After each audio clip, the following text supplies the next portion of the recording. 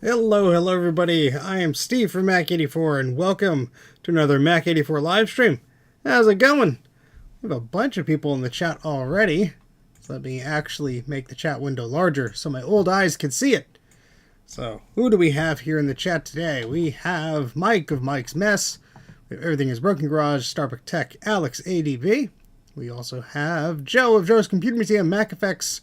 We have Carl, we also have Francois, and Jeremy, and Jamie, and Garth. Welcome to level 1 of the YouTube thing, whatever. And Enzo is here, Bruiser Brankus Creations is here, Toby Q is here, and Roger's here, and I-8386SX, wow, that's a tongue twister, is also here. So thank you very much for joining, everybody. Today we have a few things to look at. First off, how's everyone doing? Everyone doing okay? Yeah? Maybe? Yeah, well, hopefully you are. But anywho, we have a kind of a sad Macintosh here. And that's it right there. Hopefully you can still hear me because there it is. There's the audio mixer. It was hiding from me. We have this board. This logic board right there is from Mr. Luke Miani. When I looked at his power books a while back, he included this board in one of the boxes. And it's a bit sad. And yes, Mike, I have a lot of sad Macintoshes. But the board came here a while back, and I gave it a bit of a scrub, bit of a clean. It still needs a lot more cleaning, but I noticed some green goo on it that I wanted to get off right away. And then I put it back in the box, and right before this stream, I turned it on, and well, you'll see that it works. Well, kind of. So there's a few things still going on with this. Sorry for the flicker. One thing is that the sound is very, very low. So we'll need to fix that. The other thing is it needs to be recapped. So obviously it is not a happy camper. But we are booted to System 6. We have 1 megabytes of memory. 1 whole megabyte. Yeah, stream's over, folks. Thanks for watching. But SCSI works, ADB works. I did the whole snooper test, and it was happy. But we still have recapping to do, which is, what we got to do anyway with these old machines. No matter if they still work, you got to recap them. So, let's grab this board here. And unplug all the bits.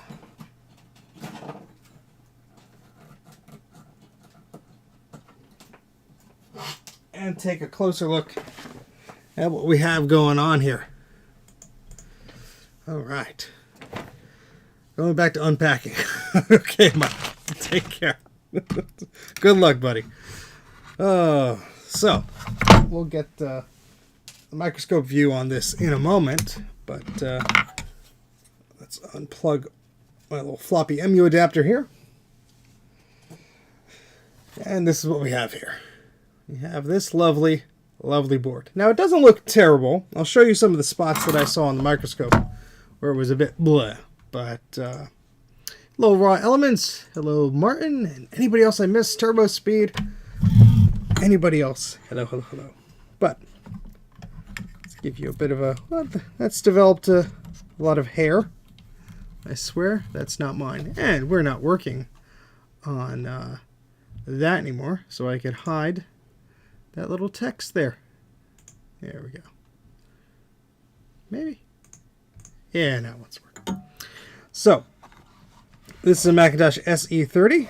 It is the revision with the capacitor on this side of the ROM slot.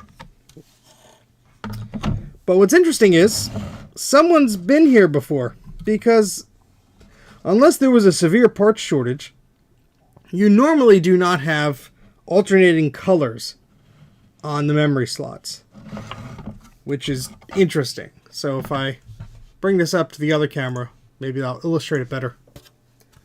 You got white plastic and you got black plastic. And yeah, they are manufactured slightly differently. This one, the tabs are more inward. So yeah, interesting. So something has definitely been going on with this. I'm not sure if those memory slots need some attention either, but just a precursory look around the board here. Let me focus things in a little bit better. That's a wee bit better. Yes, they are all plastic, unfortunately. We can see this is where we had some goo going on. And this is where there's always problems surrounding the capacitors. And we see we have some goo there, some delicious corrosion there. So we're going to have to clean all these chips up. Even though everything works now, look at that. Bad trace right there. Going there. Yeah, here's some of the green that I cleaned off earlier. There's still some there, as you can see.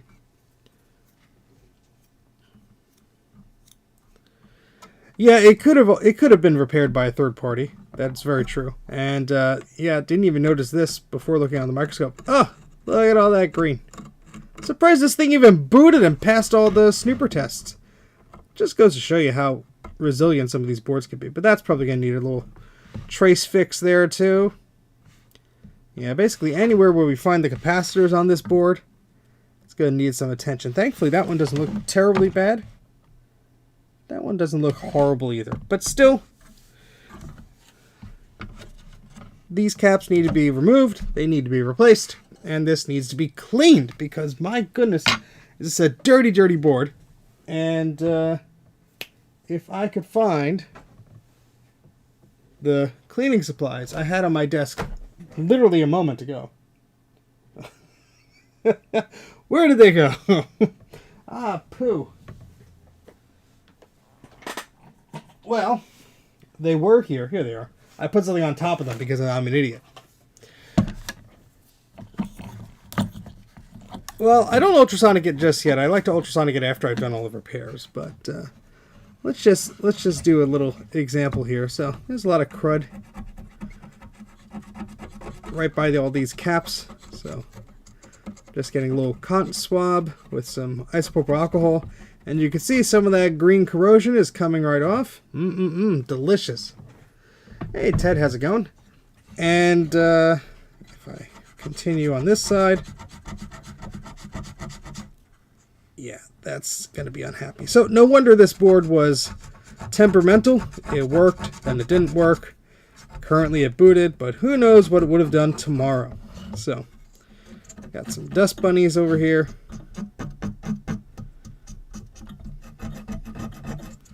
Yuck, yuck, yuck.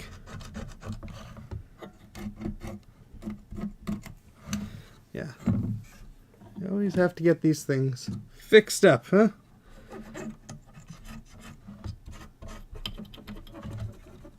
But that's sort of the fun with these retro computers. Half the fun is tinkering around with them, but the other half is, you know, making sure they're up and running. And oh my god, that explains why the sound was so low. You got some crud all over these Sony sound chips. Ugh. Oh, fun, fun, fun. Crust delicious. Lick it. You first, Joe. Come over here and fly over here. Lick the board, and then I'll precede you. Oh, gosh. Well, yeah. It's going to be a fun one. I could tell. I could tell. I could tell. What is that IC? Well, there's a lot of ICs. This little guy here? That's a real-time clock. UB10. Somewhere. It's a thing, all right. I don't know. Joe knows these by heart. He could tell you. because I forget where the thing is. Yeah. Anywho, it doesn't look that bad, but we're going to clean it up as best we can and get all those nasty capacitors off. It doesn't smell that bad right now, but when I apply heat to this, like I will in a few moments, oh boy, is it going to smell indeed. And the lights are going to flicker too. Joe. Joe's brain is like my brain. Sometimes it brain, but other times it no brain. Sometimes.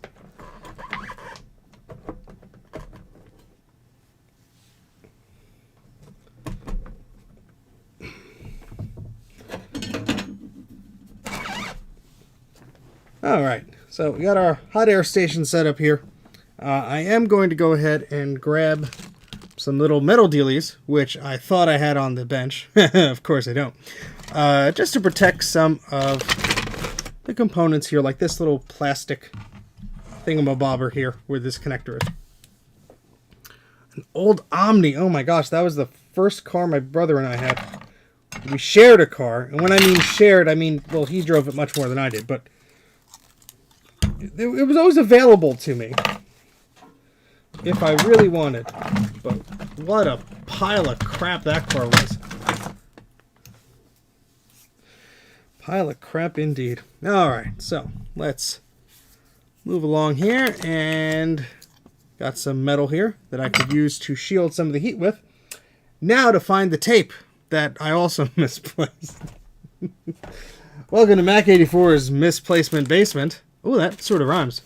Welcome to Mac 84's Misplacement Basement. He misplaces things he wish he didn't.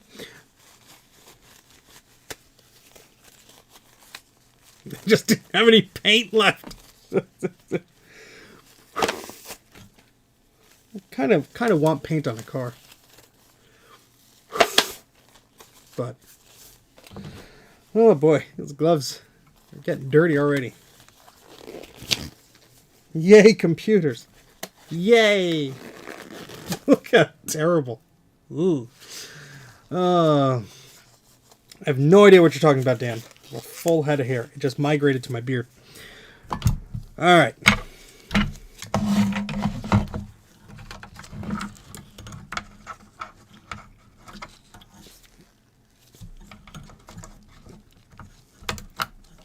These caps are so wobbly, I bet you they're just going to fall off if I breathe on them. Delicious tape. So we're just putting this heat-resistant tape near this plastic connector. So when we blast it with hot air in a few moments, we will reduce the risk of melting that component. Now, it's never perfect, but it does do a lot to help. So, and it was not a good idea to use gloves and tape, because it just wants to stick to the gloves. I am very handy and handsome.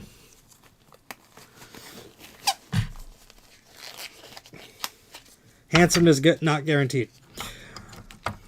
Alright, so let's get our Fluxaroonie and flux this up. Don't lie, Steve. But which part am I lying about?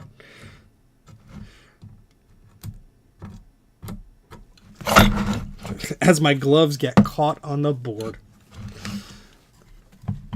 Alrighty, well, here comes the heat. The lights may dim. Hopefully we don't trip a breaker.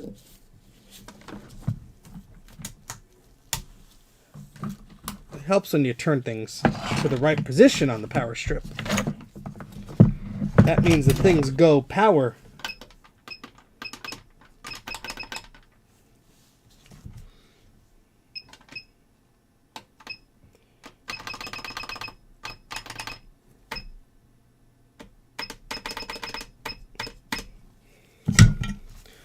All right.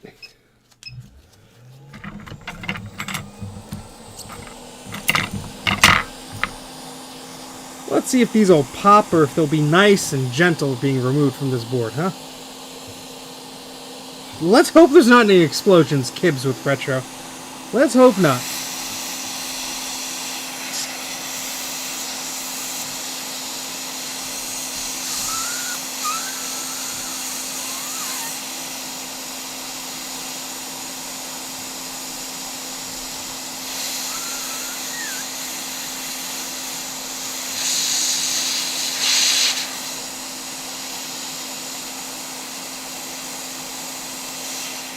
Oh, that one's going to pop, and I'm not going to let it. Yep, there it goes. It just went... because when it does, it sprays on the board, and that's not good.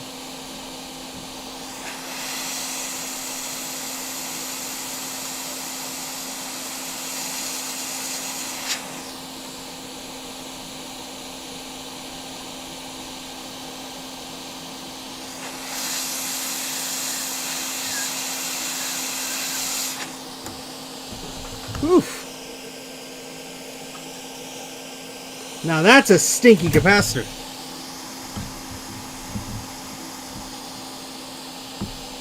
Yeah, the solder is very old and worn on this.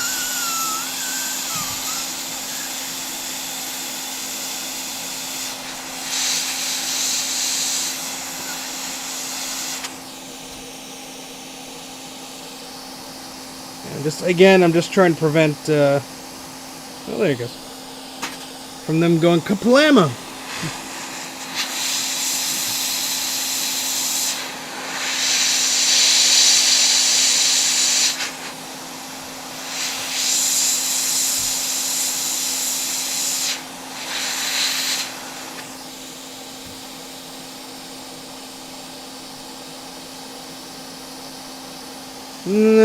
I've never tried solder tweezers, but from the people I've talked to that use them, yeah, it works great on like components that have fresh solder on them, but you've got some old crusty solder here, which is not exactly your friend when you're trying to remove components.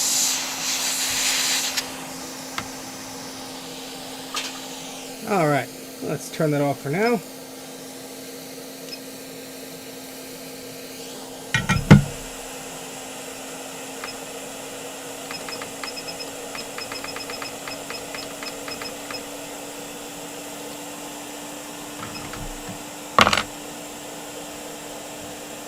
Delicious. No, I do not twist off capacitors, and the reason why, Joe could smell the board from all the way in Ohio. The reason why is these capacitors and the pads are so weak in their connection right now. You just see the solder deteriorating due to all of that cap juice. Let me zoom in here to give you an example. And when you're twisting the capacitor off, maybe you could get away with it on a board that's not so bad. But if I were to actually focus in the right direction... Ugh. Really? Oh, I raised my microscope up because I'm an idiot and I forgot about that. Hold, please.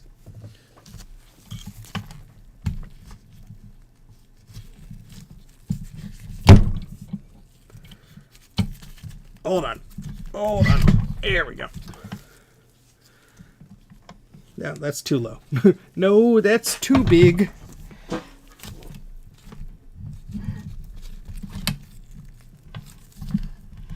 Alright, that should be better.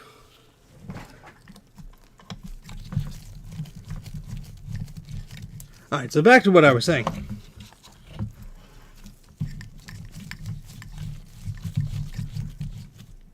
There we go. Look at that lovely old solder gunk. Doesn't it look delicious? Absolutely delicious. Oh, and this seems to be loose again. I'll adjust this later, but yeah. Well, this is not going to stay in focus for me, is it? Today. No, it's slowly turning on its own.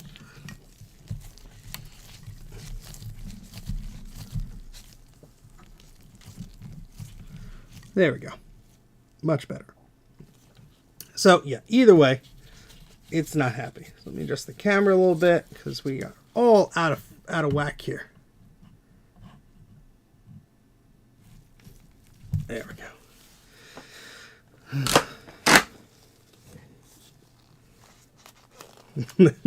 Tasty salt. Oh gosh. All right, so let's remove some of this tape.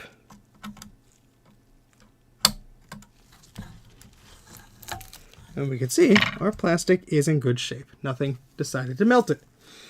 All right, so let's get on with the other caps, shall we? I'll reuse the tape here just because we're kind of close to plastic, but we should be okay. But yeah, essentially what I was saying is, especially older systems like this, the solder is very crusty. The pads can be very easily ripped. So you do not want to twist the capacitors off. I only do it as an extreme last resort, and it's only on stuff that's mine. I wouldn't dare do that with a customer's board. Unless they really wanted me to just like rip it to shreds and break it. But most customers don't pay me to break things. Most.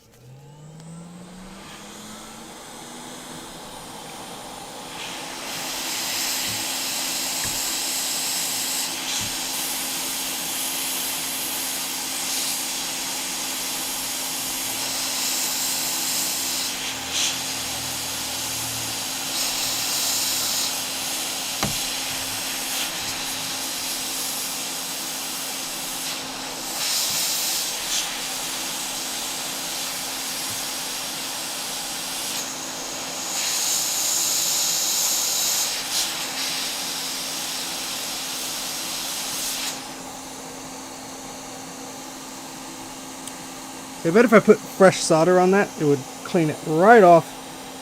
But I don't have the soldering iron on right now.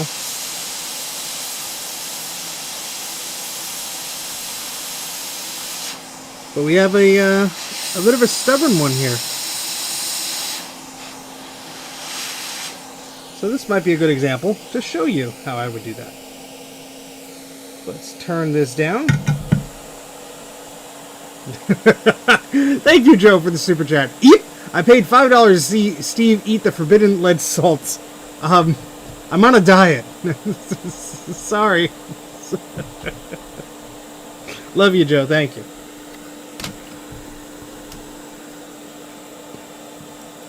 I think cutting off caps is safer than twisting them, as long as you don't, be a bit weird when you're cutting them off and like destroy the thing, because you're still putting a lot of pressure on something that could be old and cranky. Again, if this is something much newer, you're not going to have as many issues. But again, it's not something I would prefer or recommend, especially because like people will try that out as their first go. I've generated sort of a feel for this stuff. So, if I actually decide to do something like that, at least I would sort of understand what I'm doing and have a better chance of not breaking stuff. But yeah, so, oh god, this one's a smelly boy. Ugh. Yeah, so I'm just heating the solder directly on the capacitor's legs here, just to help it, because, ugh. Yeah. And even this is risky, because, again, you're sort of moving things around and putting pressure on things, but there we go. In the trash it goes.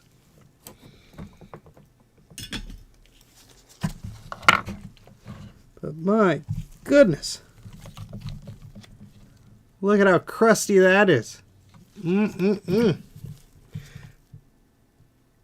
Yeah, so Joe is saying heat is the safest, electrically speaking. And I would agree with that. Just trying to get that in as sharp as I can there. Close enough.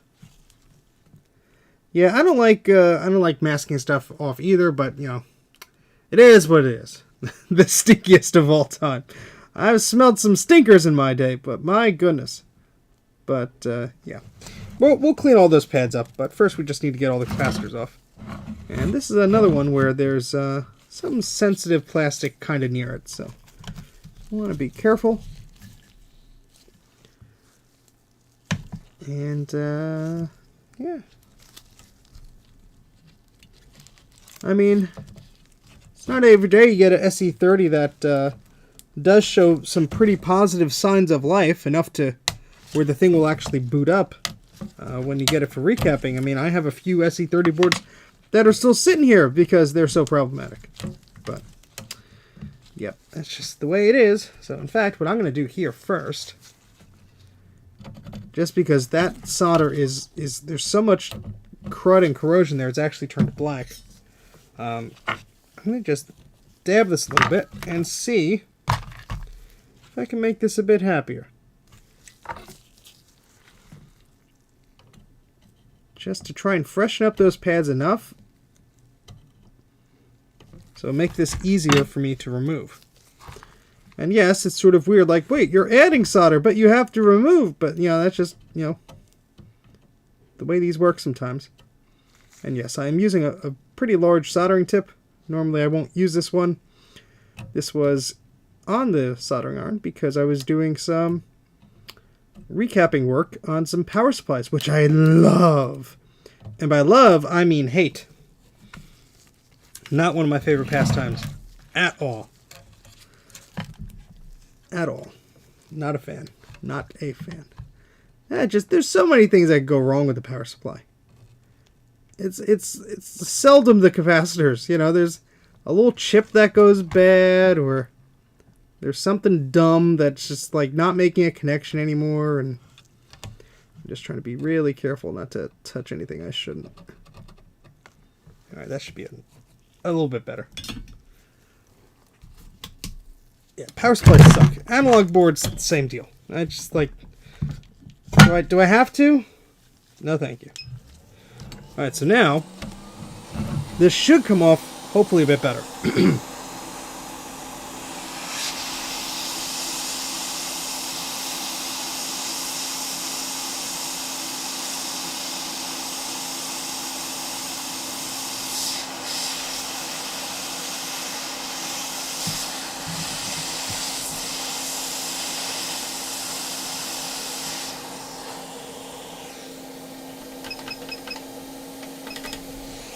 Just turn the air flow a bit up a little higher. And I'm grabbing it with the tweezer just to hold it. There we go.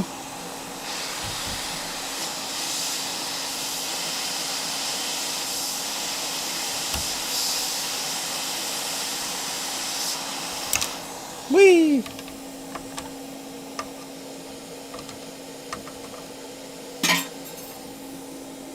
And despite me holding it, it decided to fly anyway.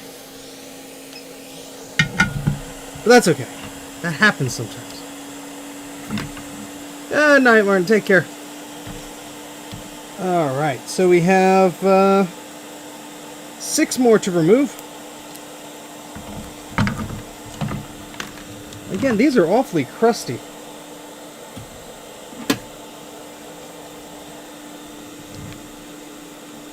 I mean, just so much crud.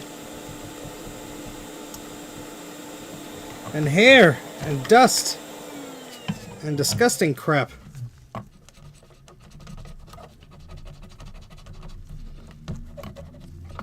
mean, you can actually see where this has leaked because there's a bit of the ground trace here is all exposed. And then you can see this is dark here. This has actually made its way under here. It should be okay. I have not even dared to look at the underside of the board yet. But let's hope for my sake it's not that bad.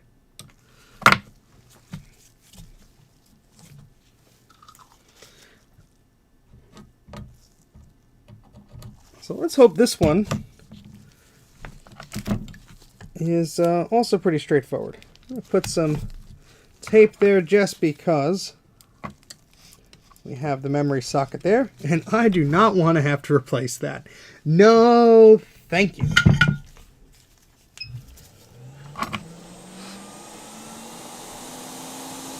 Bruce loves replacing memory slots, by the way. He absolutely adores it. No, he hates it. And who could blame him? Oh yeah, just look at that solder mask fly.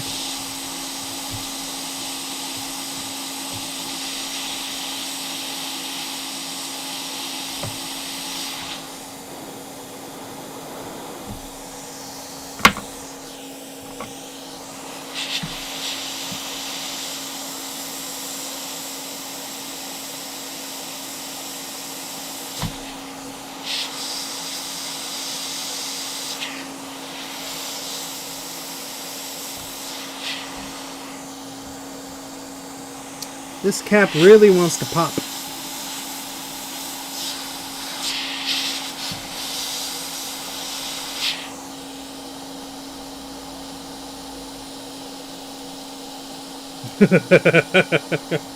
Oh, Bruce.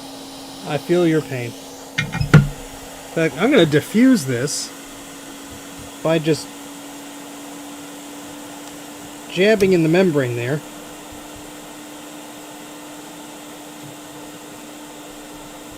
Because it was bubbling out.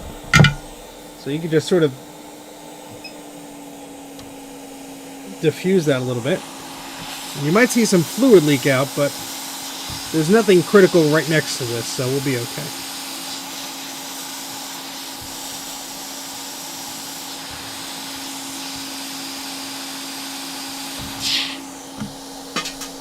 And in the trash it goes.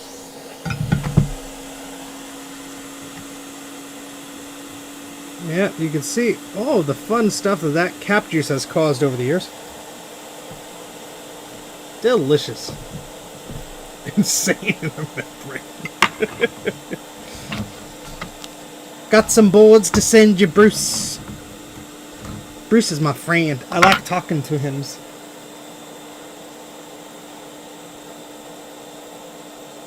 Oh, Colin. I had one that not only popped, but it hit the top of the lens of the microscope, smashed down, and then popped off of the board again. Oh, gosh. Yeah, I really do not like them popping and exploding. Not only does it get hot, delicious cap juice everywhere, potentially on your exposed skin or your face, but it's not good for the board either. So, when possible, I try and prevent it. But hope you're doing well, Colin. I have some boxes to send you, speaking of things to send people. But yeah, these will be fun to get off of here. The dirtier the pads are, the more annoying it is to remove these capacitors. They taste yummy. Mexican jumping beans or capacitors, yeah. Yeah, apparently inside those quote-unquote beans are like these little creatures. I had no idea. They're usually sold at like novelty shops and stuff. But, yes, boxes. Delicious, delicious boxes. Delicious, terribly, terribly delayed boxes. Now, these small caps usually come off pretty easily.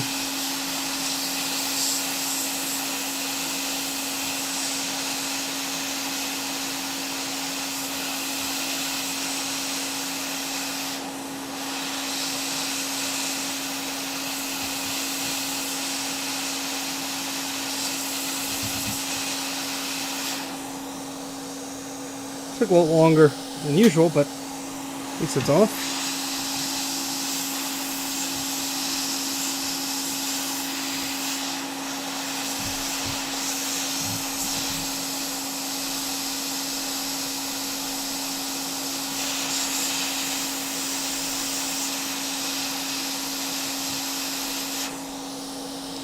That's gonna pop.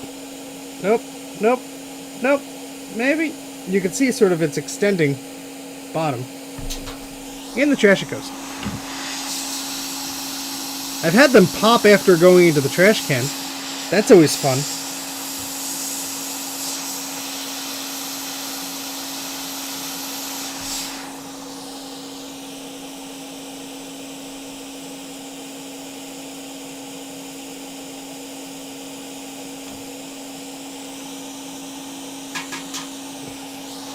And one more.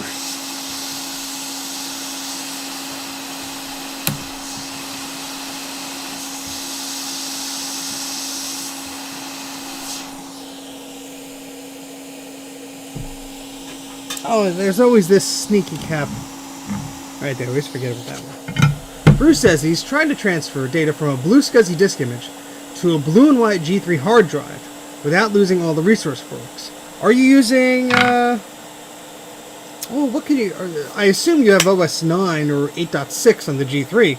If you mount the blue SCSI, you should just be able to do a drag and drop, no?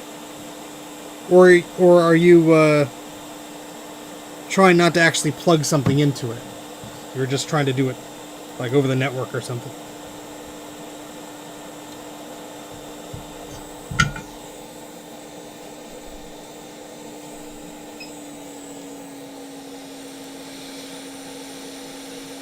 Oh, gosh. A big cap sounded like someone shot a shotgun. Oh, gosh. That does not sound like fun.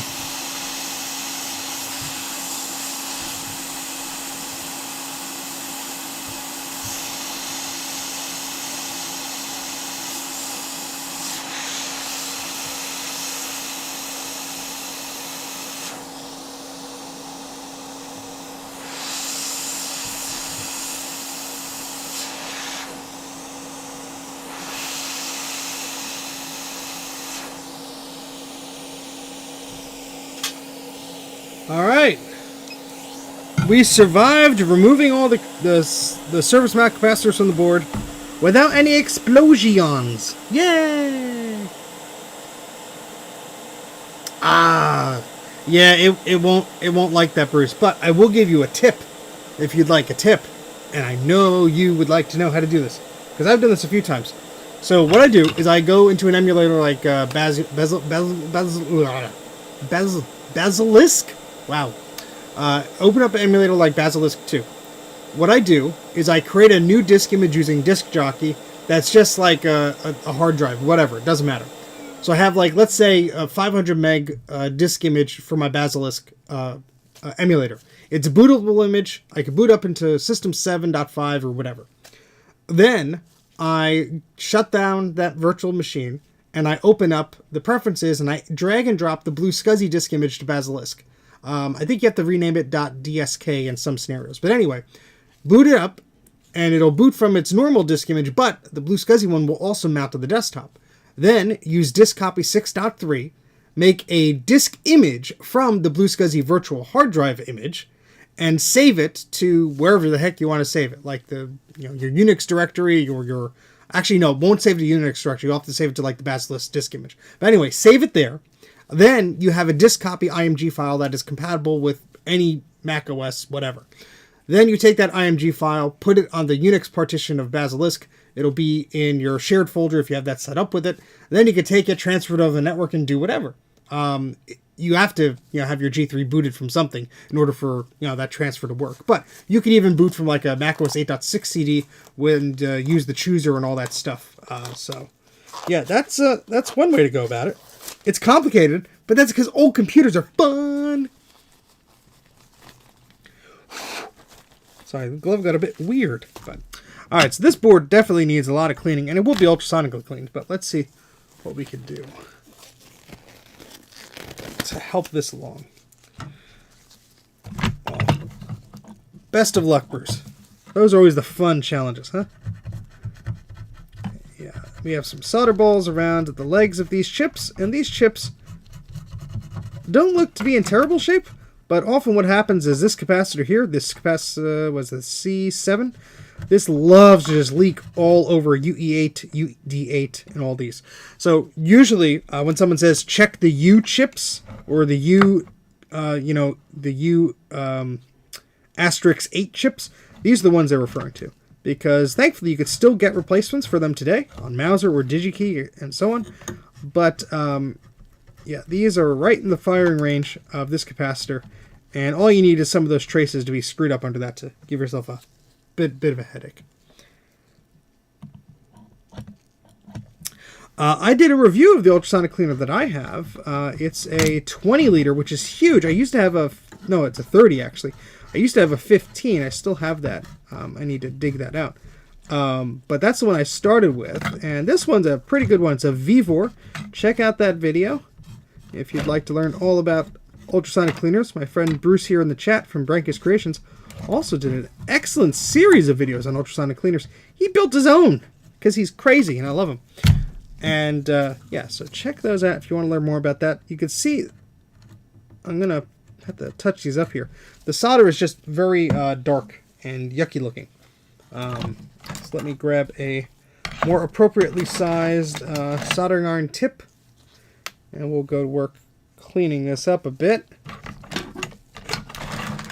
If I could find it. Well, I found one of them. That's not going to do me any good now, is it? There they are. Hazard fart special. I'm scared to answer what you're referring to, but yay? Question mark? All right, let's, because I don't trust the handle of the soldering iron, I have to use a pair of pliers to remove the tip there. Because it's very close on this handle. Very close indeed. That's not the one I wanted. That's not the one I wanted either. Where the heck did it go? Oh, boy. Well, one soldering iron tip, two soldering iron tip, three soldering iron tip. And it's this one. All right. I found it! Yay! I'm scared. You should be. You should be. All right, let's move that over there. We don't need that anymore. We can turn that off. All right, let's turn this back on. Oh, Harbor Freight. Okay, I didn't know they made ultrasonic cleaner, or sold them rather. They probably don't make them, but all right. So what's going on here today? I'm looking at the analytics. We have about 48 people here in the chat-a-rooney, and half of that are liked. Please do the likes. Oh, that's weird.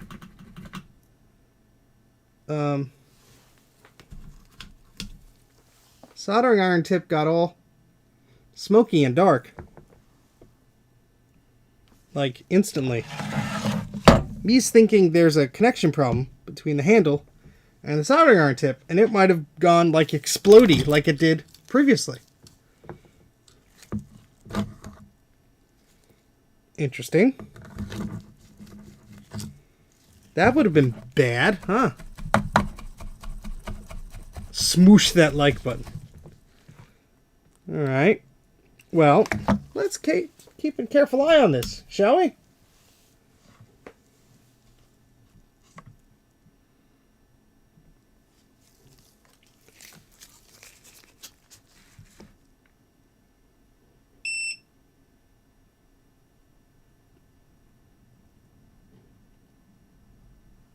Let's not turn explodey, please.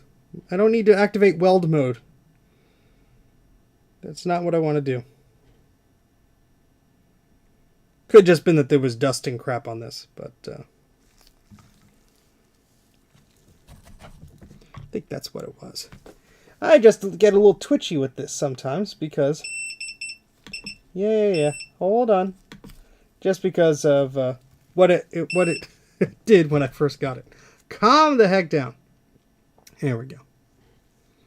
Alright, so that we should be in okay shape now. 5 minutes later. Oh god, it burns! So what I do want to do is just reflow this just a little bit. I'll have to clean it up more than just reflowing it, but you'd be surprised. Whoopsies. How well a little bit of solder helps. You're going to need a lot more flux than that, aren't we? Yeah, that's right.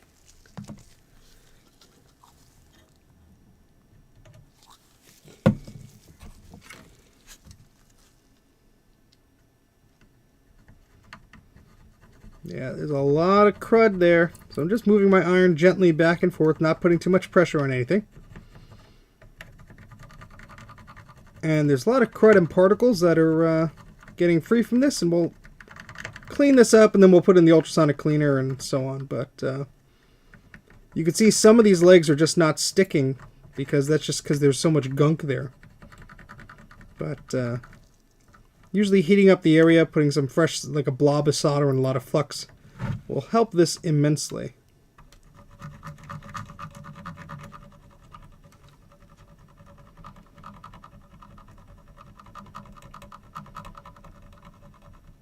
Because the system did boot up before, and it booted up successfully, so I don't think there are any issues with that. Can you replace a defective SMD component with a common component on the PCB? Well, I mean, you just get new components. If you're talking about capacitors, you can just replace capacitors. With these little ICs, some of these you can still buy. Like these little chips here, these 74 F253 and... this one here, the LS166s and the LS393s. I believe they still make them. Hey Dave, how's it going? Yeah,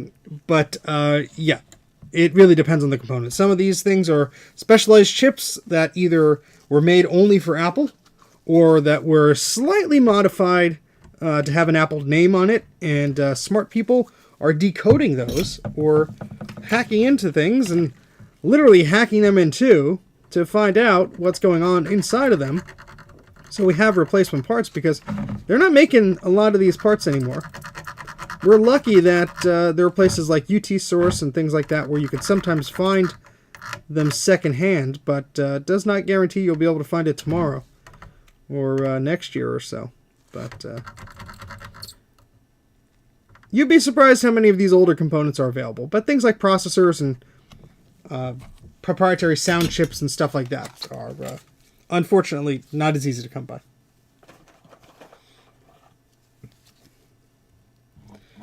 Yes, exploding and weld mode are things you don't want in soldering iron. Agreed. So these look a bit better. We still have some crud around them, but again, something we could clean up in the ultrasonic cleaner. And, you know, one of these chips you might want to remove entirely, because there might be some nastiness underneath, but I'm going to focus on the capacitors now. We could always return to that if that becomes a problem. I'm foreseeing that we're going to have to remove this one here, but that's just because I spy with my little eye some crud. And usually, when you spot some crud like that, there's often some hiding underneath it. Now, the ultrasonic cleaner does a pretty dang good job of getting a lot of that out. But sometimes the easiest way to do it is just to remove the chip and clean under there manually if you can. Some of the chips you can't, but if you can. Alrighty, so I got some solder wick here. So there's a few points here of just leftover solder from those caps. So, and a little solder that's fallen off there. That's okay. I'm just going to use our soldering iron here and try and clean that up a little bit.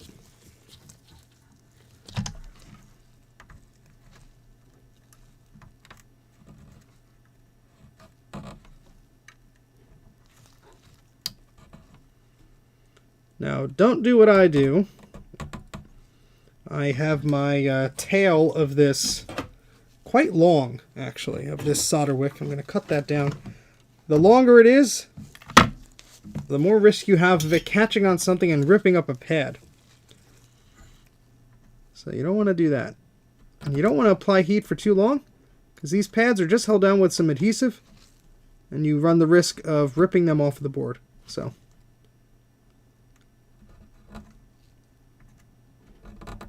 I tapped the side of that purple capacitor, but that's okay. Those are pretty resilient. It's just the label that is a little funky, and we'll probably end up replacing that as well. Those axial capacitors are actually pretty hard to kill on a lot of these old Macs, but it doesn't hurt to replace them anyway. Alright, so look at this. Look at all the delicious goo here. So there is there's a variety of different cleaners. Here in the US, we have what's called Branson EC, which is a chemical compound that a lot of people use with their ultrasonic cleaners. That and distilled water go a long way. But depending on your country, there might be different chemicals that you can or cannot get a hold of. And yeah, it just really depends on that. But wow, look at some of this goo on here. But it also depends on what you're cleaning. I mean, that stuff I recommend is for electronics. If you're doing machine parts or something like that, that may be a bit overkill. But either way, you need some liquid, such as some distilled water, and some detergent, like that Branson EC. And that's what I use in my ultrasonic cleaner. But of course, you want to do your own research when you get yours, and make sure it's compatible with your unit, and so on and so forth, and all that stuff. Ugh. Sticky, sticky, sticky.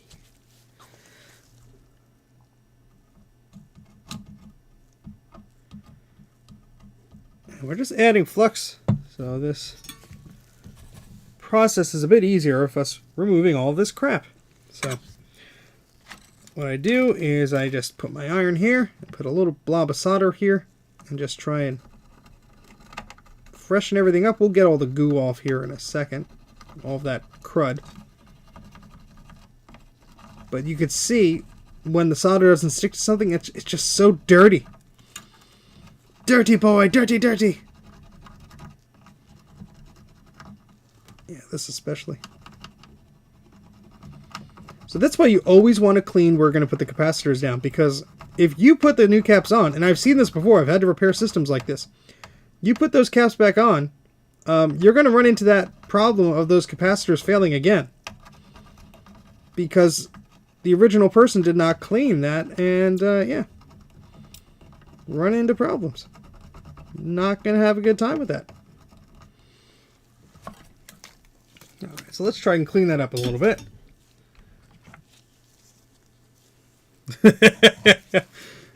Don't leave it in there like Joe did, Bruce. Love you, Joe. Joe left something in the ultrasonic cleaner for a few days, and we never let him live it down because we love him. And it's happened to me too.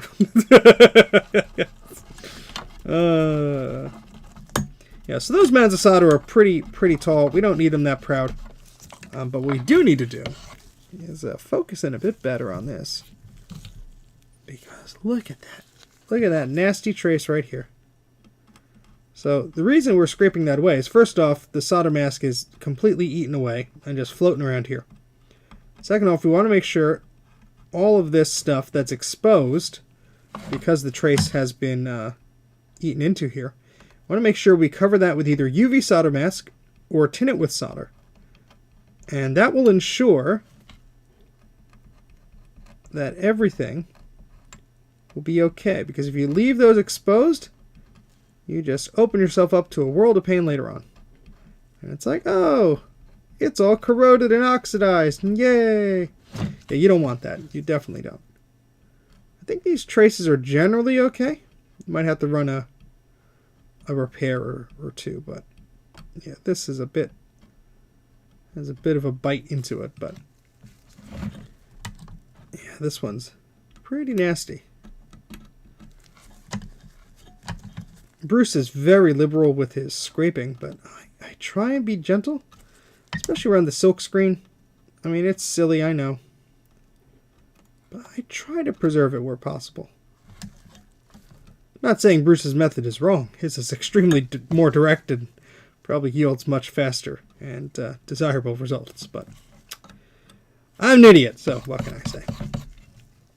Alright, so yeah, we can see there was some exposed trace there. Now, we have to be careful because when we put a capacitor on, it could very well bridge that connection, which you don't want to do. There's also some crud in some of these. Yeah, that's fun. Fun, fun, fun. I mean, a lot of these have crud in it, but some worse than others. A little solder ball hiding over there. Oh, just look at some of these crud on the legs there. I mean, some of that's from blowing the hot air around, and some of it's just like original crud. I'm just gently scraping this. You can just see the copper up here, so that's not good. But you didn't do anything wrong, Bruce. I was just saying you have a different method of scraping that is more direct. And I'm like, well, I'm just going to do this gently, and I take my time. And cost myself more work. Where you're just like, dut, dut, dut, dut, dut, and yeah. But I don't want to hurt the little silk screen. I get nervous. Bruce is like, I don't got time for that. I gotta fix this crap. Hey Dan, how's it going? Every time I recap board, it's always the through-hole axles that get me in trouble. I know, it's always annoying. Oh, the ground planes on the Macintosh Portable are terrible. Terrible. You scrape with purpose. Bruce scrapes with a vengeance. He's like, these damn caps leaked all over the board. Well, they ain't doing that anymore. Scrape, scrape, scrape. I love it. Subscribe to my good old pal Bruce here, Brankus Creations, if you have not done so already. He does amazing videos on lots of stuffs. On ultrasonic cleaners, he reviews thermal cameras and other goodies. All I review is crummy camera/scanners. And then the company reaches out and goes, can you delete the part in your video where you point out its flaws? Yeah, they actually, I was almost going to make a video, or a short, as like, hey, you know this company that reaches out to all those YouTubers and wants you to do a review on their book scanner? Yeah, I did one.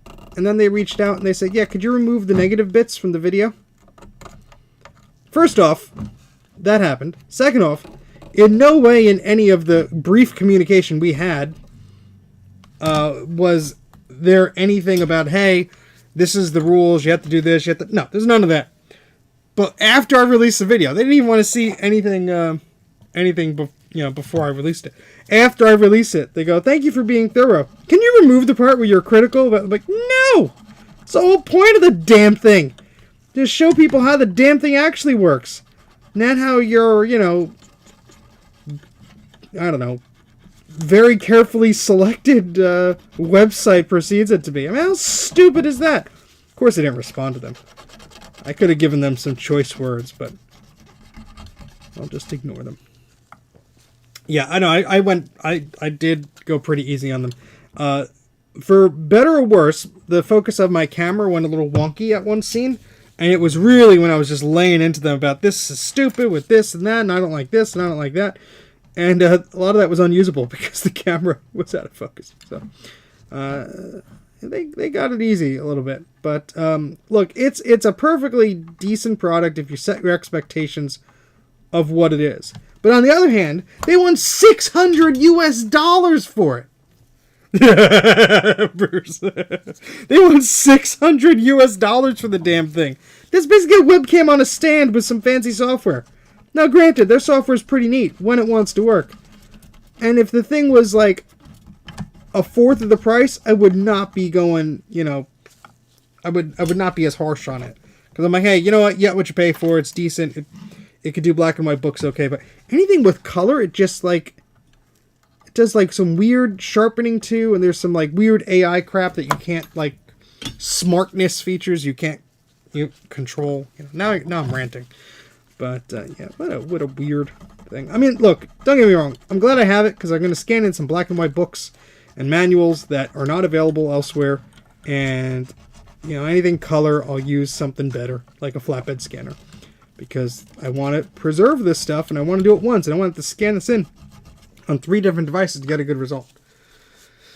Yeah, their unsharp mask is very, very aggressive. And there's no settings in the world to turn that on or off in the settings that they provide you with. So either a software update and or a firmware update is needed to turn that off. And it just like that Kodak digitizer I made a few posts about on Tinker Different for the 8mm film, which I should do a video on, proper video. I did an unlisted video, which got like 3,000 views, but which isn't too bad.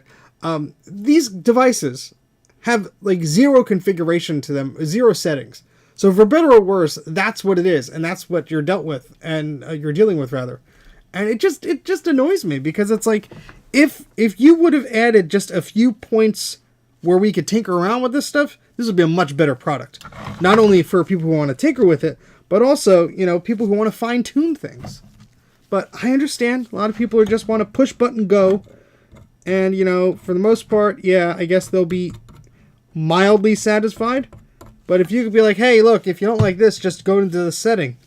That would also solve a lot of problems. But what do I know? I'm not a marketing whatever the heck.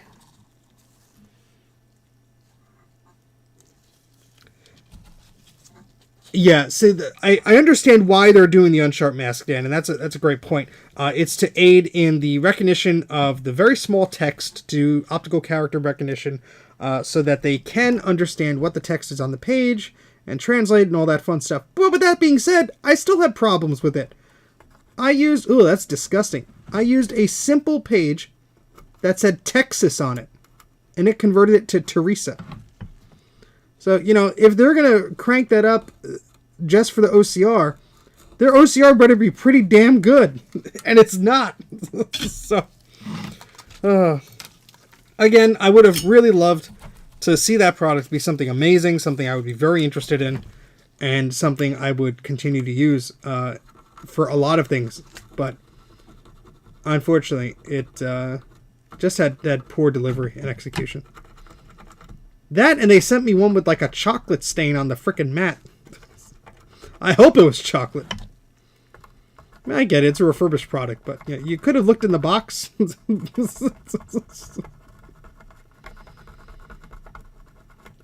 Nobody watched that video anyway. Only a few hundred people, so.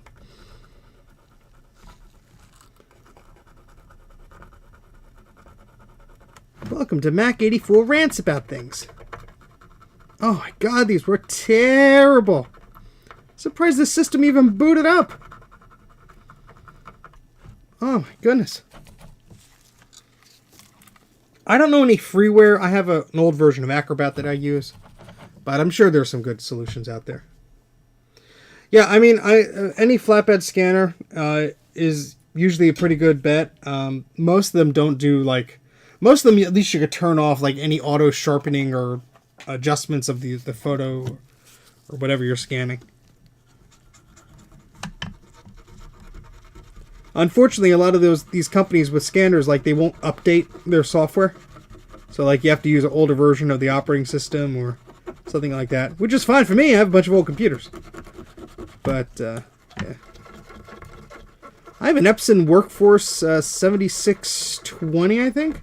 It's a big old honkin' multifunction printer. But its scanner's pretty damn good. And it's large, too. Well, look at all these nice traces we have to fix up. So it allows me to get like 90% of what I want to scan. But there are some things like, I would love the ability to scan posters and newspapers and stuff like that without folding them and stitching them together.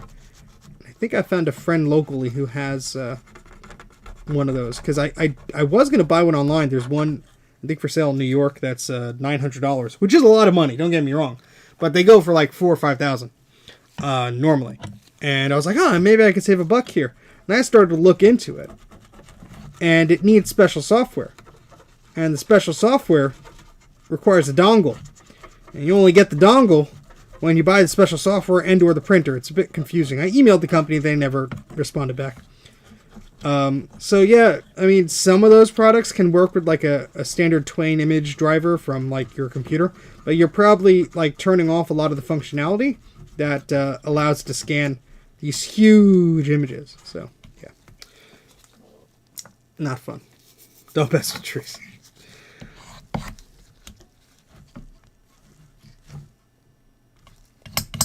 Alright, let's see what we're dealing with here. Well, that's not too bad. Got a little solder ball. Get out of there, please. Thank you.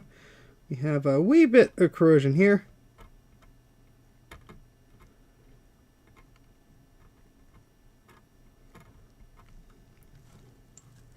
Where else? Where else? A wee bit there. A little bit there. That's generally okay. That's not too bad. I've seen some of these where it's just trashed in this area. Yeah, you know what? I mean, I have a pretty good digital camera, same one I use for creating my videos, and that's a perfectly acceptable option. In fact, you know, a lot of digital cameras, especially even the point-and-shoot ones these days, are pretty damn good. As long as you have the lighting right and you have, like, you know, it's set up on a tripod or whatever so it's steady, you get some pretty good shots.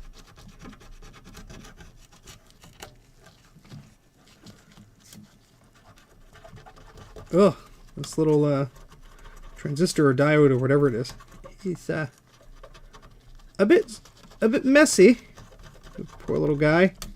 Yeah, we're just gonna we're gonna help you out there, buddy.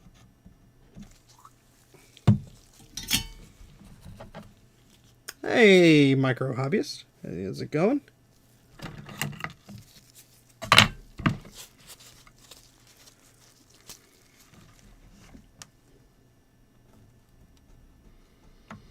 Yeah, that's what happens when you have very crusty capacitors next to components.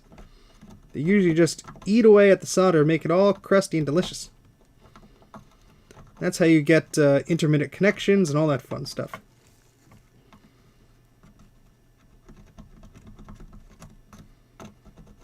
Yeah, you know what? Let's just take that off the board.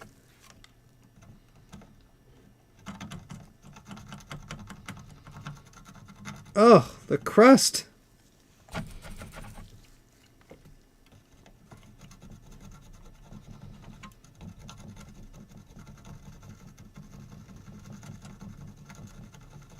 Look how much dirt was just under this component and inside of that solder.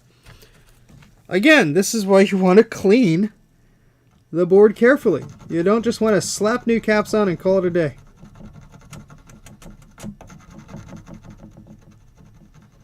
Still a lot of crud. Oh my goodness, it just keeps coming.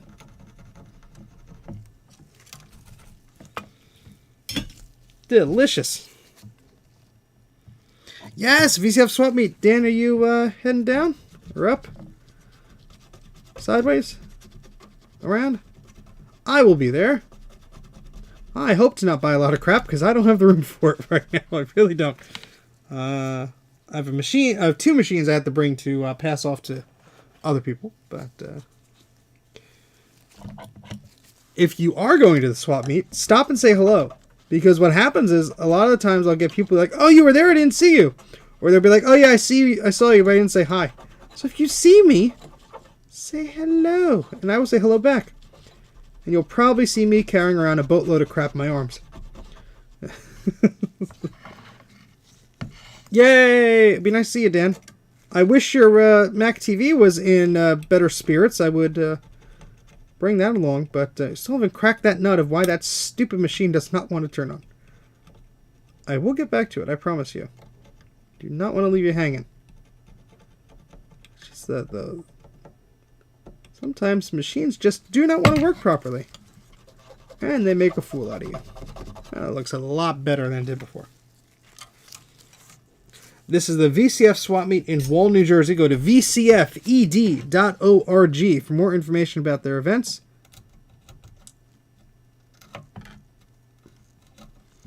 I'll probably make a video about it, because whenever I make a video about it, people go, oh, that's so cool. And then the other common people go, why isn't there one near me? It's like, I don't know. Or people are like, is there one in Florida? It's like, I don't know. Go to the website. That's what I tell everybody.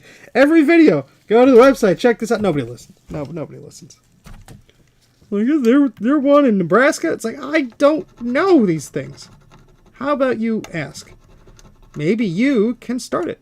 You know, maybe people in your area have an interest for this, and you could support some type of event like that. You know, it's very possible. All right, let's put this little component back on. But before we do, let's not lose it. And let's clean it up a little bit. I mean, I do have replacement ones, but if we could still use this, might as well. New Joycey. I was out of focus there for a second. That's trade fodder. Ooh, is it just a regular 2E or is it an enhanced 2E? You can't leave us hanging there, Dan.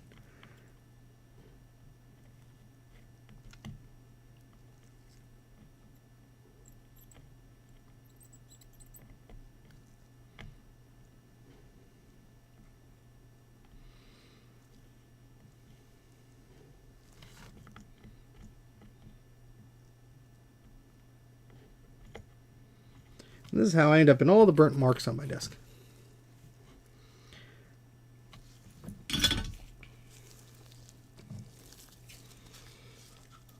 Oh, neat. All cleaned up and restored. Well, I hope you either get a good price for it or you trade something good with it. Are you, you have a table, or you're just going to be wandering around holding it being like, Apple IIe for sale? That's what I would do. I can't get a table at those events because whenever I have a table, then it's like, ooh, I want to go look at that, but I have to be at my table. I mean, I'll be bringing some crap for the free pile, like printers and scanners. It's a really nice scanner. I just have no use for it. It's a USB and a SCSI HP scanner. Again, really nice. I just have no use for it. So if anybody wants it, I will throw in a free Mac 84 piece of swag, whatever sticker or crap I have left from VCF Midwest. But yeah. Totally looking forward to that. Where did I put that cleaning toothbrush? Well, technically the computer works, but it has no caps on at the moment. So, your definition of working may be different from my definition of working.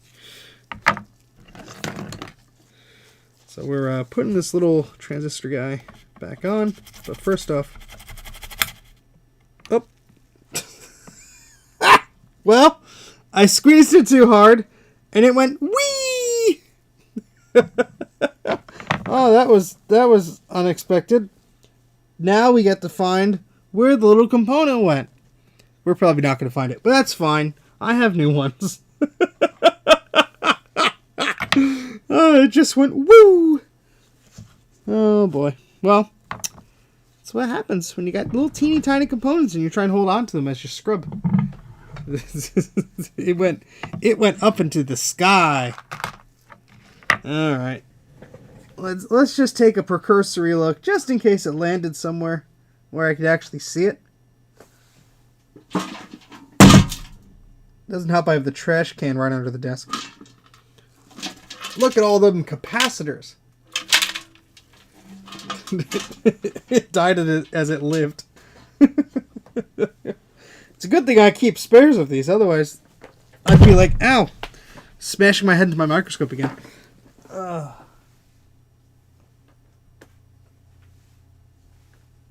Would you freaking believe it? I found it.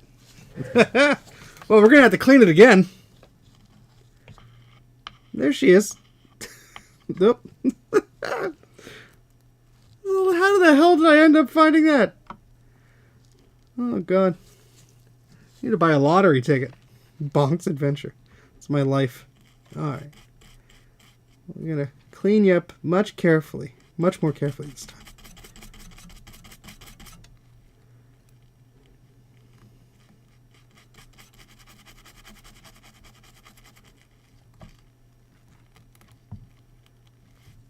I believe that. Alright, back on the board you go.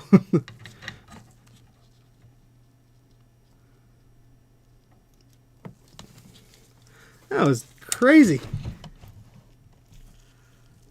Usually I lose stuff like that forever. Yeah, the microscope is a bit tilted today, so... If you won a big jackpot, would you still bother fixing stuff? Yeah, just for fun. Honestly, if money was of no concern, I would probably do a lot more video creation stuff and just like, because that would be like a fun hobby, you know. If it was of absolutely no concern, I'd probably still be doing exactly what I'm doing. I'd have a lot more time for it because I wouldn't be doing my day job. But I'd still be doing this. When I want to.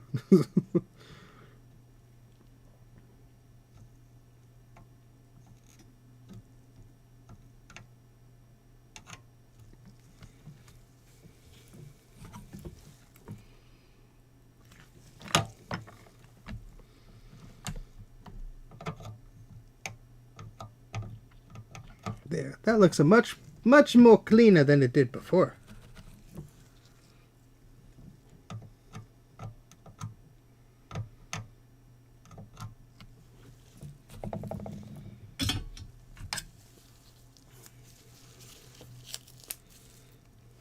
All the money goes into the street.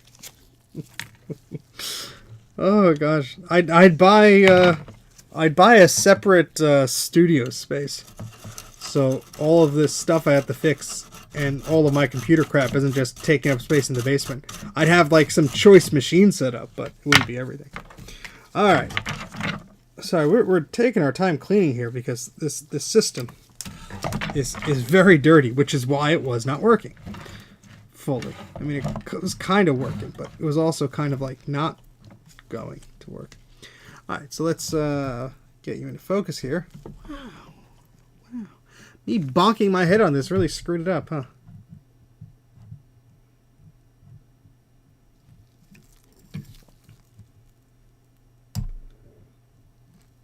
There we go.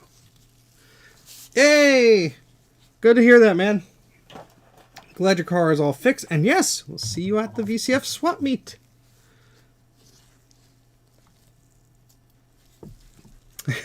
Well, you know what? I watch restorations, whether it's someone's kitchen table or not. You know why? Because I'm there for the restorations.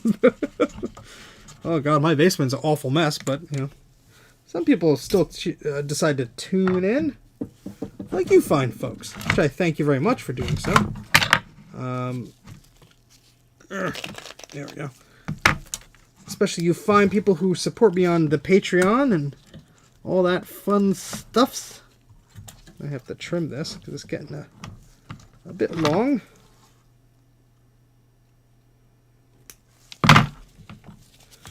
Appreciate all the YouTube support members and Patreon stuff, people who donate things to me as far as like parts, or sometimes people buy something on my Fourth Wall store, which is like a place where you can buy like merch and stuff like that.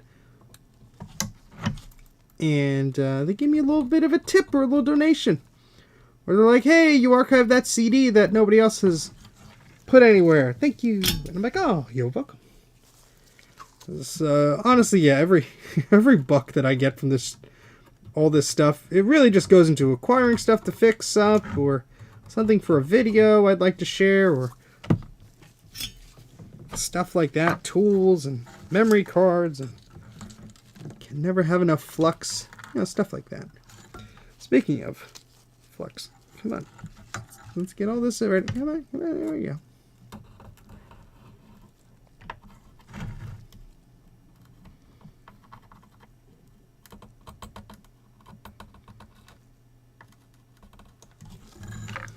Alright, so yeah, just paint a wee bit.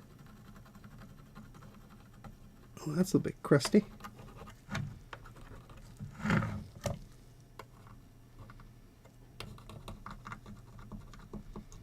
We still have enough flux on the iron for us to be making connections like that, except when we don't. Like that. It's like, ugh. Yucky, yucky, yucky, yuck. Maybe a little solder ball there too. Let's get you. Just scoop up a bunch of this crud and get it off of this board. I mean, you could go crazy trying to get every little piece of solder that looks cruddy off this board, but you'll be here for a while.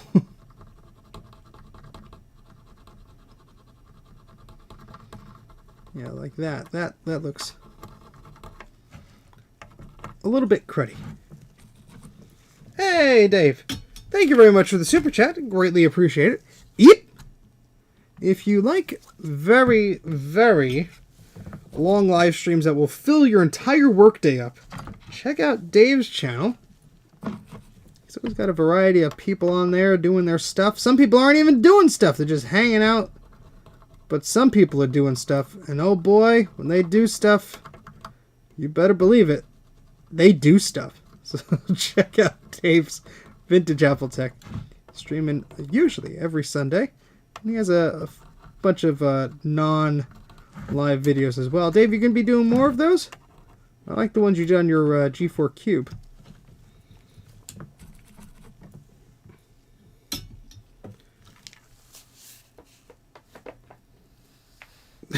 Rob. Yeah.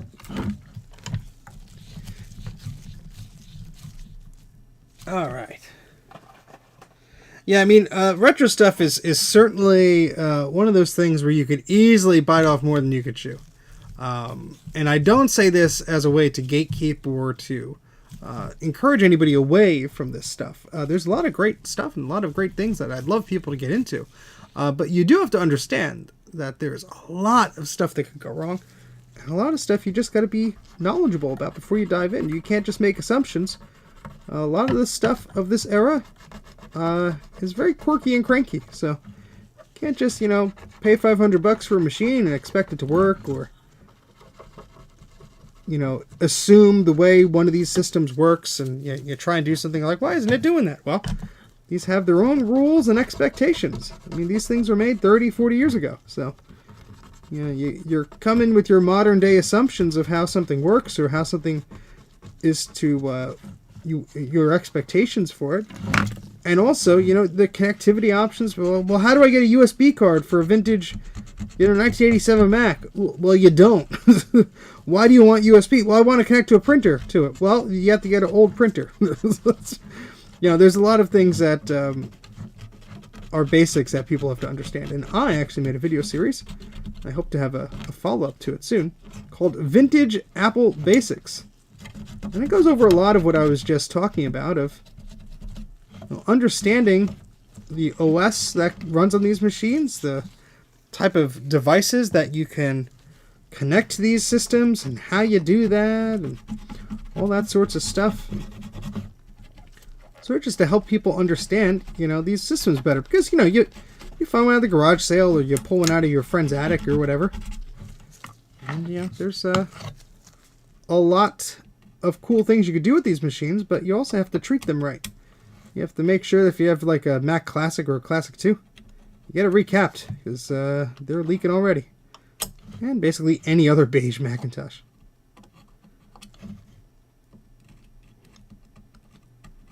As evidenced by 90% of the machines you see on my channel. But no, the future of this hobby is by people far younger than us. So there's certainly a lot they can learn. And a lot of awesome people are creating so many utilities, like software utilities or little hardware gizmos, like the Satanic Mac Club, SMC. Made a ROM sim. They make a lot of things that go well with Mac SE 30s and your 68K Macs and all this stuff. It's a lot of cool stuff they have. And some Apple II stuff as well. You should check them out. Yes, Eric, there was. Bruce. Vintage Apple Basics, Step 1, Scuzzy is Satan. And thank you, Christopher. Yes, the PowerBook 100 series collections video that I did with Ron. Ron hosted it. I co-hosted it. Was a lot of fun. That was at VCF Midwest. We did that live, but it was recorded as part of a panel. So if you want to check that out, there are links on the VCF Midwest website, and also I believe I posted on my social media and stuff like that. Not hard to find, but again, a great talk that I did with Ron. He knows a lot more about the PowerBook 100 series than I do, honestly. But he was gracious enough to have me on stage and be his co-host for that, and it was a lot of fun. So certainly check that out if you have any affinity for those old PowerBooks, or you're thinking of getting one, or yeah, a lot of things you need to know. Scuzzy is my friend.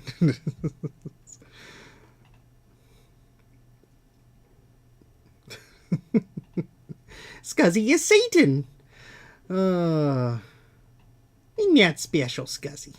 Is 50-pin Scuzzy better than 68-pin Scuzzy? Oh boy. Sorry, just catching up on the chat here and being a bit silly. Ron makes an excellent co-host. Yes, that's right. He was on your panel as well. Okay, cool. So we have 3 more pads to clean up, then we could slap some caps on this board. Sorry, we're going about this a bit leisurely today, but we're having fun, just chatting. I haven't streamed in like a week, so flexing those muscles again, adjusting the camera because I have everything wrong apparently. That's a bit better. It was mice. Oh, that's not fun. My friend had a car that was just destroyed by squirrels. They just like went to town on the wiring harness, and he had to get a new car. It was just the shop like was baffled.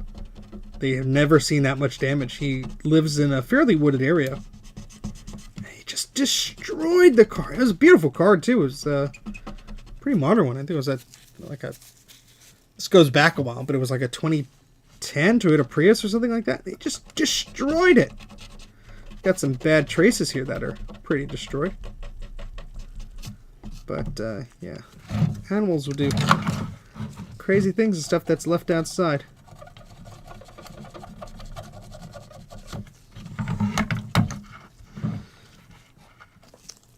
No worries, Roger. Take care. Thank you for stopping by. Alright. We're just going to put a wee bit of flux here. We do have some of that old solder that we just want to remove off of the board. Be very careful because we're around plastics here.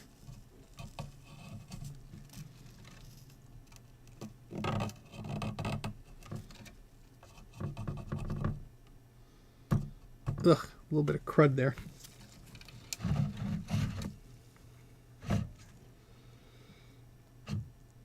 Oof. Yeah, I was driving not too long ago, and heard something in the car under the hood. What the heck is that noise? It was a mouse. A little mouse got its way into the cabin filter, or the air, one of the filters for the car. I guess the one that's closer to the engine. And yeah, it just ate it up. And I'm like, well, I thought I heard some sort of a rodent or something like that. That explains that.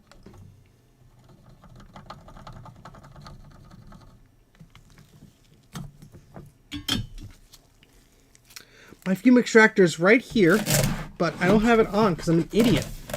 Ugh. Ugh. And if I turn it on, you're going to hear noise, but that's... You're going to hear it anyway. Probably not, Dave. Not for the whole 12 hours, at least. And it looks like OBS has my audio and video terribly out of sync. Let me know if it is. Spiders in the air vents. Oh, Bruce, no. Not that there's anything I could do about the audio being out of sync, but I'm just curious. That's the joys of streaming from a 10-year-old computer.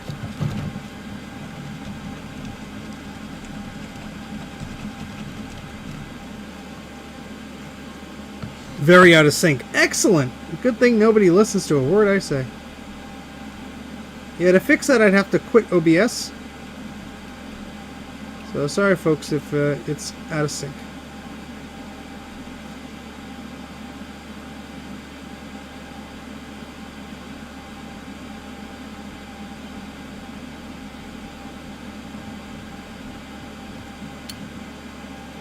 Ugh, look how dusty and dirty this is.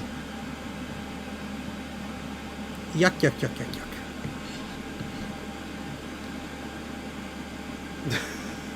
Oh God, that sounds awful. Yeah, don't leave candy or like stuff like that in your car, 'cause that's what'll happen. Some animals will go to town on it.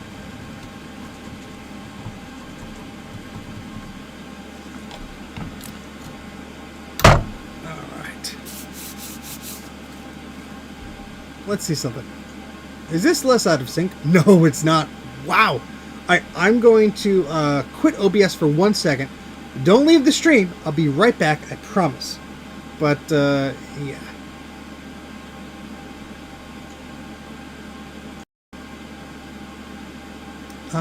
La la, la la.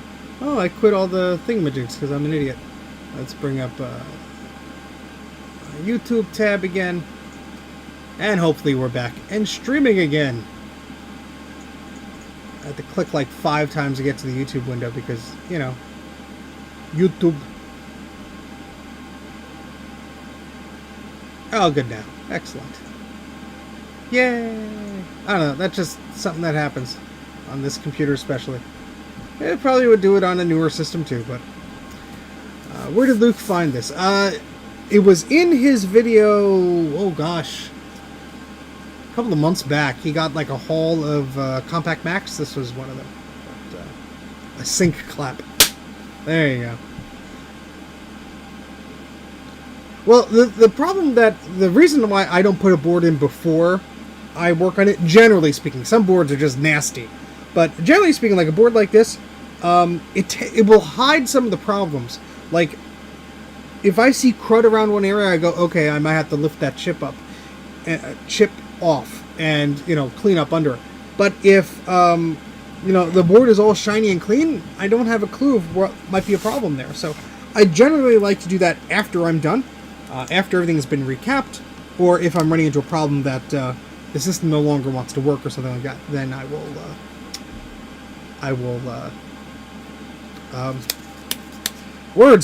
ultrasonic clean it. So,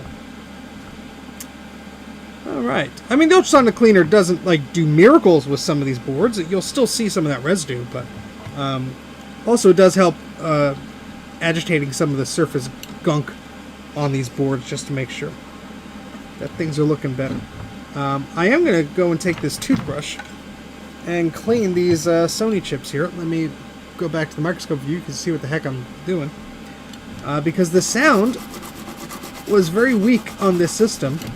And the caps, of course, play into that, but also there was some goo around these chips. So we want to clean those as best we can here. And these ones as well. Especially because I know there's a little bit of gunk under that chip. I can see it. Just make it out with the microscope. Let me see if I can show you folks as well. Just a little bit, all right? And some of that is a little bit of blob of solder, I guess, from me reflowing that, but yeah. Some of that's just flux, but gosh, you need to have very delicate hands for stuff like this sometimes. Because I'm reaching over a component, under something. Yeah, that's going to be a pain in the butt. Not going to be able to do it from this angle.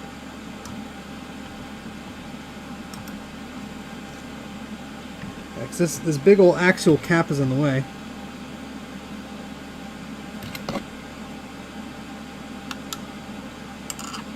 There we go. Got most of that in it. Let's introduce more crap to it. Why not? Yeah, most of that's just flux in there. Should be fun.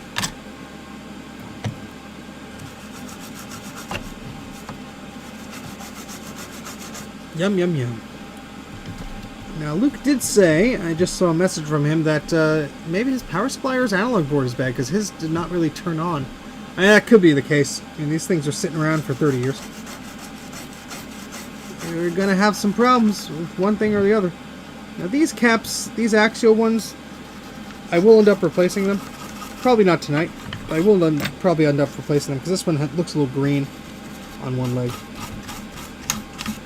Alright, so let's just finish cleaning up these pads, and we'll fix some of those traces, and then we could put some caps on the board. What do you say? What do you say?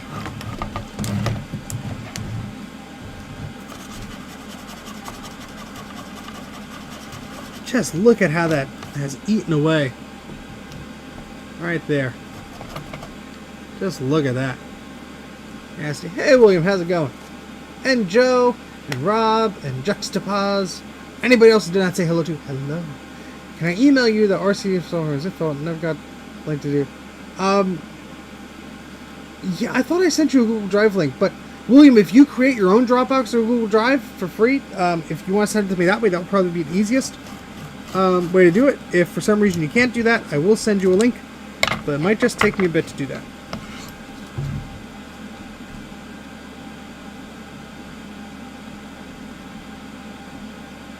Yeah, that was a pretty deep little cut there. How about that?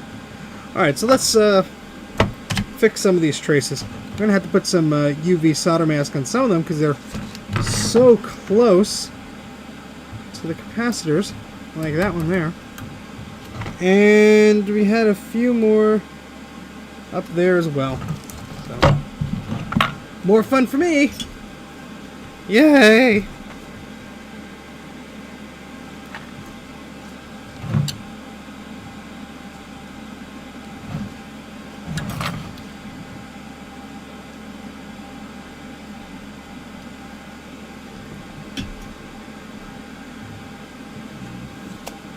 Now to find where I put my UV solder mask.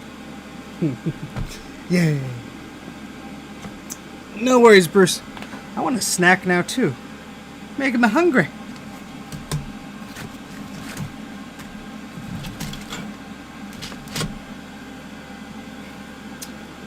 Let's look around on the bench here. Hey Reed, how's it going?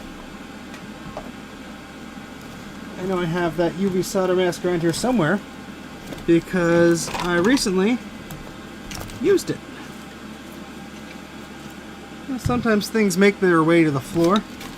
Other times they like to hide on my desk. That's where I think this is hidden. Because I have the laser. Good night, Francois. I'll take care. But I do need a little tube of a solder mask. It's hiding around here somewhere.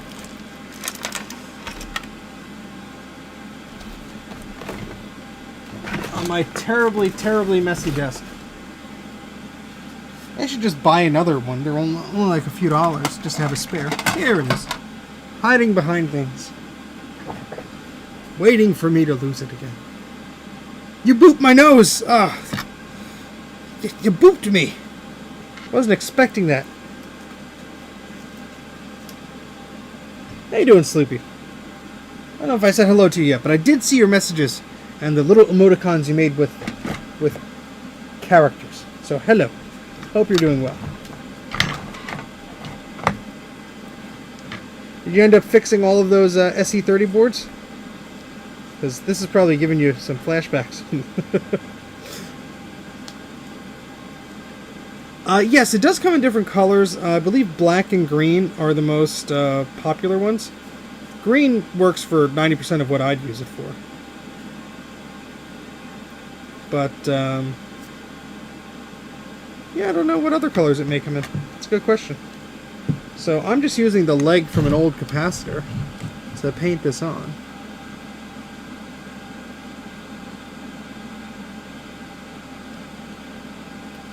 And I'm going to probably have to start over again because this has to be super clean or it's not going to stick. And there was some old flux over there, so that's not helping. So let me just clean this up here. Make sure it's dry, and then we'll try it again. Because if you don't have a clean surface, it's just not going to stick. Boop! See, your nose. Joe! Eep! Thank you very much, Joe. By the way, if you're not subscribed to Joe's Computer Museum, well, what the heck are you doing? Joe has an awesome channel where he plays around with weird television boxes that used to stream text into people's homes, and Apple IIs, Apple IIIs, and Ethernets, and all these things. Now, if you have no idea what I'm talking about, you certainly need to subscribe to Joe's channel.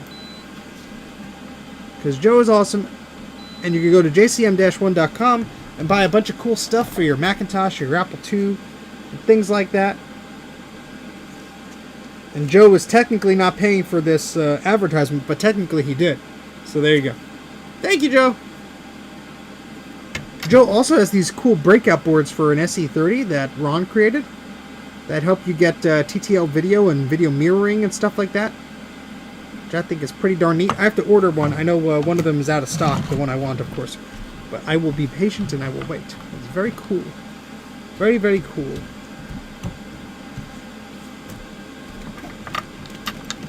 Ooh, Joe's designing more things in the pipeline. Well, that's why you just got to bookmark jcm-1.com. You just got to order stuff from it, like, non-stop. I haven't ordered anything from Joe in a while. I need more blue scuzzies. And whatever. Well, I will shove in my shopping cart. And Joe will be like, damn it, I have to make more blue scuzzies. And then he'll be like, no, wait, Steve usually does them himself. Yay!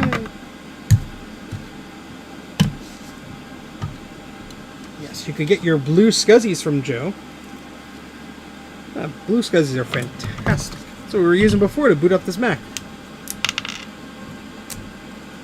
Alright, let's do some more painting, shall we? I'm only really concerned about the spots that are right next to the capacitors. Like here. Let's see.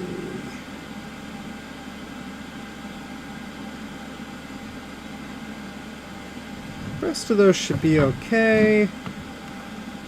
Got one right there. That's way too much.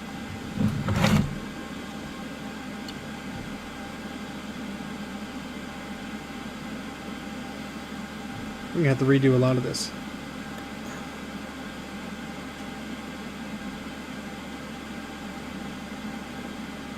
Because I'm a clumsy oaf.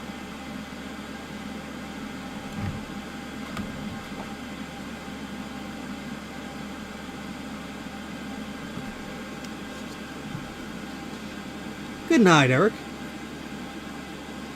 I built a WIRSA, do not know how to say that, sorry, modem adapter over the weekend. Very affordable and clever way to get old serial machines to a network connection. You know, I bought one of those, like, Wi-Fi adapters for serial ports or whatever, like probably over a year or so ago at this point. I still haven't taken it out of the damn box.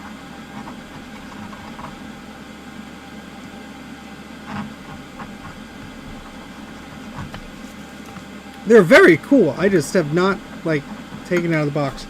I should totally do something with, like, my Apple II or something like that. That'd be neat. But now the Blue Scuzzy has Wi-Fi and stuff, too, so it's like, what?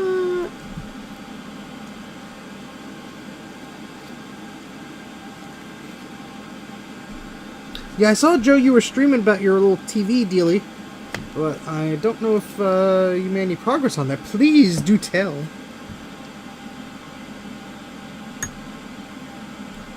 Ah, poopy. Well, we might be able to fix that.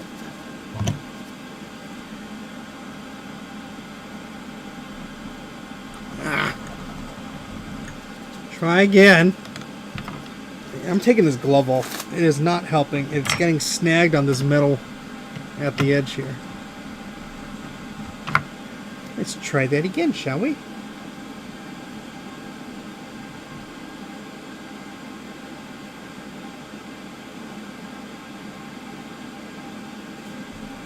I just need a little drop.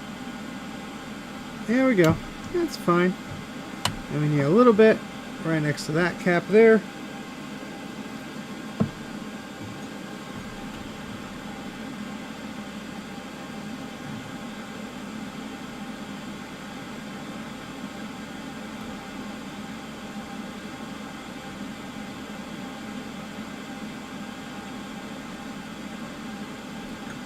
There we go.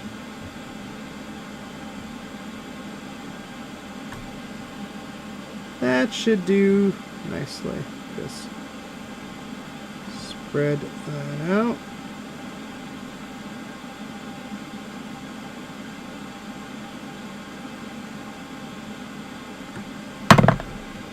And I got the goo on my leg because the stupid thing fell, and of course it went nozzle down right on my pantaloons. Yay! Let's try and wash that off.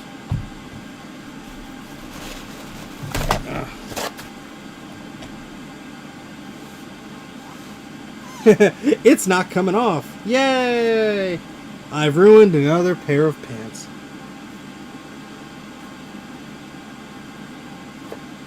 That's coming off. I just have to work at it. Steve will be doing the remainder of this stream pantsless. Viewer discretion is advised.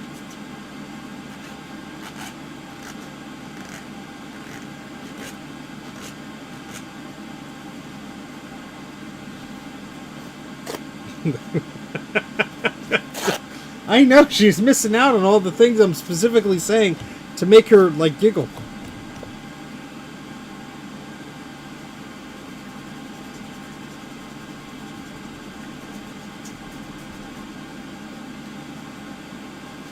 Ow, I got alcohol in my cut. Now my pants are even wetter. Now it's laser time. Yay! So we're going to turn the lights down low.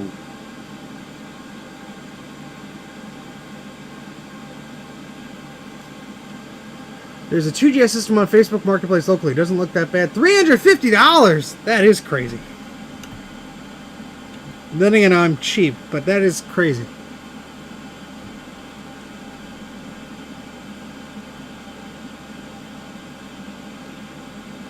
Rob, I've seen a few things in that general area that are like, ooh, neat, but, you know, I'm far away. Like, the monitor alone is probably worth, like, I don't know, $60 or $70. The 2GS maybe like $100, $110, depending on what cards are in it. Like, if it has, like, some fancy cards in it, sure. But a floppy drive, maybe $30, $40. And keyboard, maybe $30, $40. I mean, it adds up, but $350 seems pretty steep to me. Do not look into laser beam with remaining eyeball. Duly noted.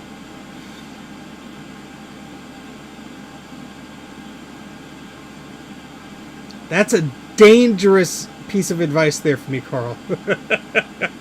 Okay, if you have a ROM 3, yeah, more than 100. But, you know, I'm just talking general pricing here.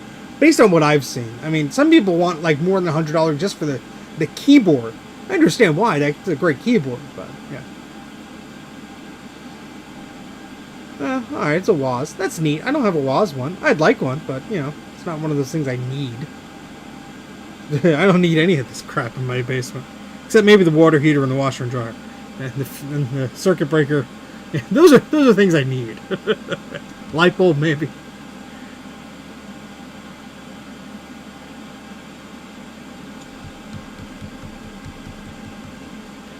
Well, looks like it's about done. Let's move over here. Always come back and check on these in a bit. Yeah, that's the thing. Dan is absolutely correct. People look on eBay, they get stars in their eyes of like, oh my gosh, I have this rare thing. But it's like, no.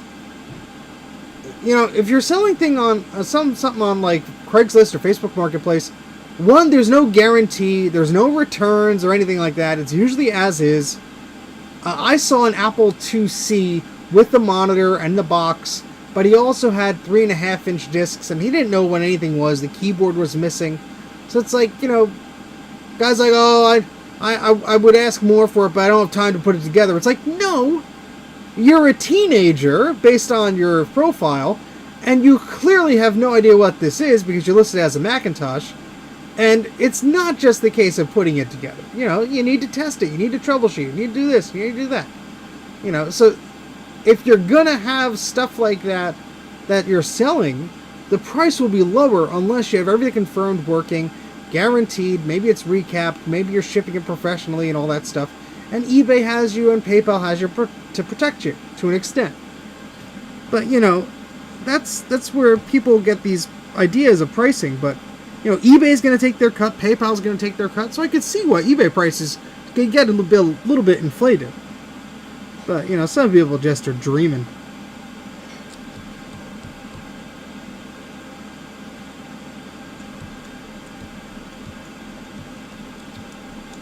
Yeah, but $200 seems about right. I would say $200 would be a pretty fair deal on a 2GS with all that stuff. I'd get that any day of the week if I needed one. But $350, unless that thing is immaculate, and it has maybe the boxes or something, and it's, you know, the battery has been removed, so you don't have any leak on that. You know, I don't know. Memory is maxed out. But that's just a bit of a stretch.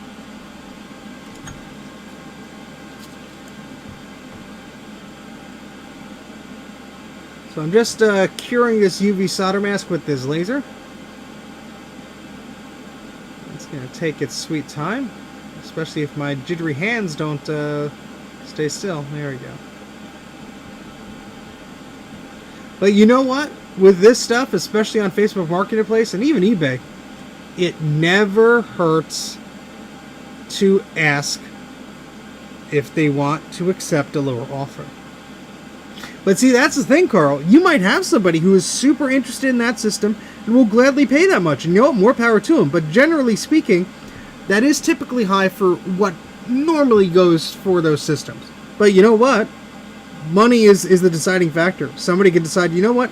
That's exactly my budget for vintage systems this week or this month or whatever. And that's exactly what I wanted to purchase. And you know what? That's great. But, you know, it never hurts to ask, you know, ask some questions about the machine. That's what I would ask. Has it been recapped? You know, is the power supply okay? Have you tested the voltage on the power supply? Has the battery been removed? You know, you want to make an educated, you know, guess of like, is that machine going to be okay? Can you test it there when you go on there, and you visit them? Can you test it? Oh yeah, but you had some great pricing in there, Carl. You know, quite honestly, you had a few machines that went higher than I would have expected. But again, that's the beauty of having an event like that. You never know what someone is particularly interested in and what they may be willing to pay for something. And then, you know, I know there were some systems that, you know, that were left over at the end of the day. But it's always a wash. You never know what people want. But. Oh yeah, there is totally value that you could add to your machine of something being tested, and being restored and fixed. But yeah, unfortunately, a lot of these listings from people who are not really into this stuff on Facebook Marketplace and stuff like that are just like I saw eBay. This is a computer. Me want the money. Thank you. It's like, well, sorry, pal. That's not exactly how this works. All right, let's make sure this is cured. That's still a little bit goopy. Where's the button on this thing? There we go. That's okay. That's okay. Okay, so the rest of that's okay. Just need to give this a little more time. I like dimming the light because then it gives me an idea of where I'm curing. Yeah, there's a few rougher ones like the Quadra that's sitting at my friend's house waiting for me. That's needs a little help. Oh, Dan, let me make you a mod here because YouTube will eat your link.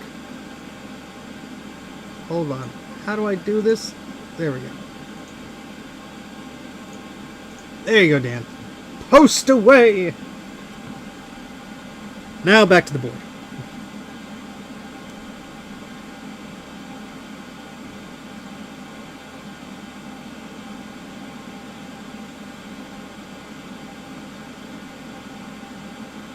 Yeah. Well, Rob, maybe that's for the best.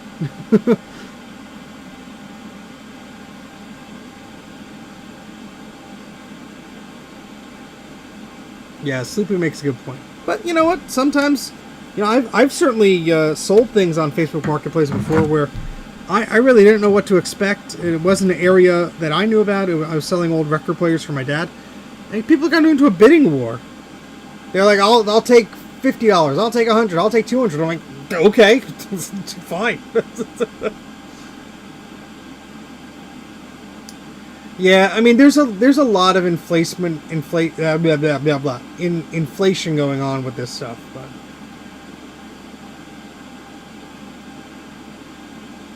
oh, Carl, oh, that's nice. That's nice. Inflation. Steve's come up with new word. Well, Carl, I have to send your 475 back, but if you want that LC Apple IIe card recap to the board recap, let me know. And the power supply. I ordered $200 worth of capacitors yesterday. Actually, no, that was today. Most of them are for LC power supplies.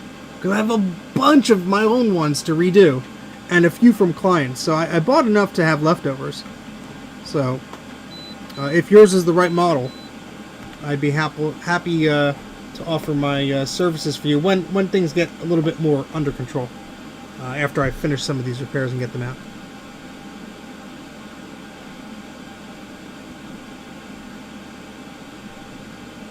Oh, wow, that's cool, Dan.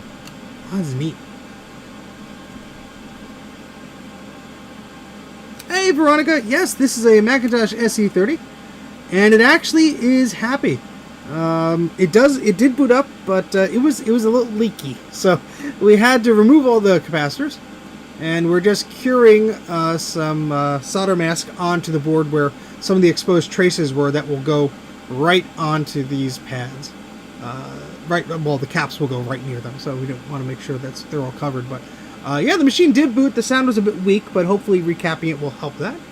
Yes, Rob, that was from DigiKey.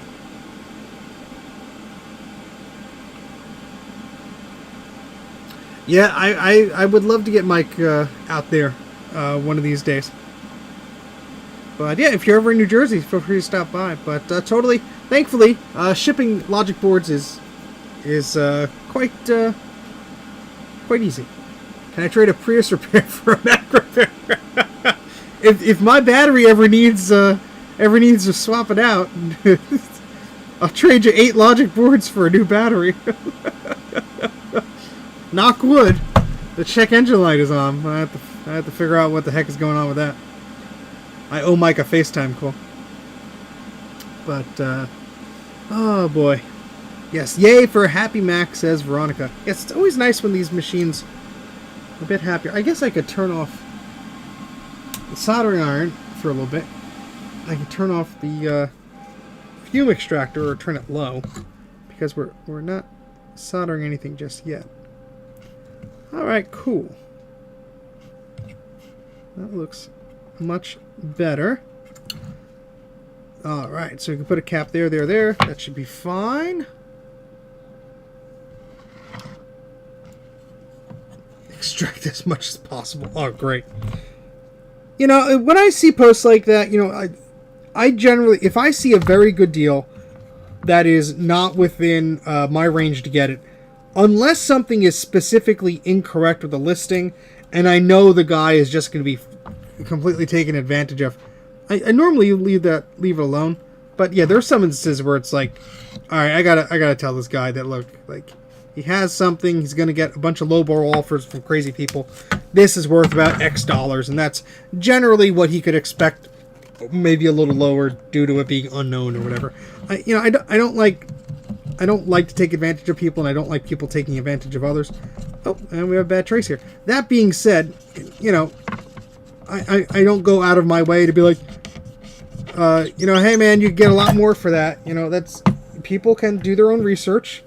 But, you know, particularly speaking, if it's somebody who just has something, I have no idea what it is, it's listed as a Mac when it's a Apple II or something like that, at least, like, give them a heads up. Like, hey, this system is actually named this. Maybe add this word to your listing. Might help your sale, you know, something like that. Started with Church Ladies Packaging Components. Didn't know that. Did they bless all the capacitors? I bless this reefer cap.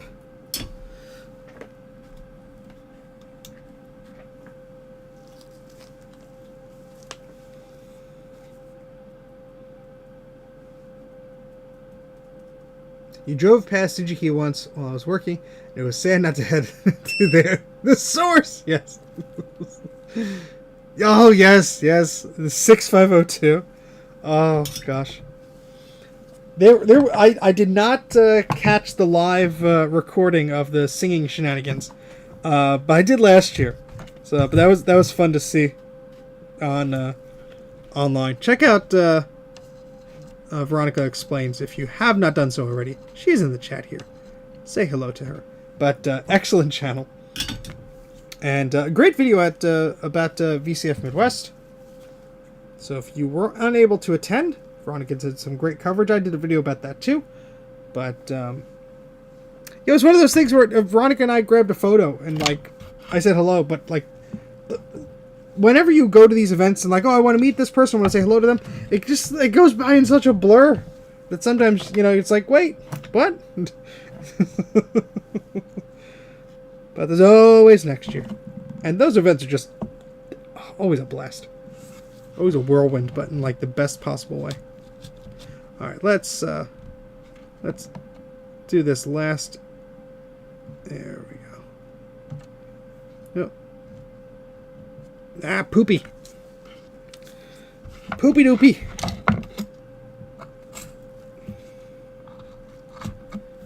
Let's see if I could just clean that a little bit.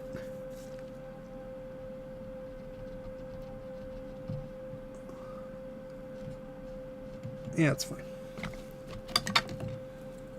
Oh, well, thank you very much, Veronica. I did try. I mean, I was sick as a dog, like, the week after VCF. Everyone came back from VCF and was sick.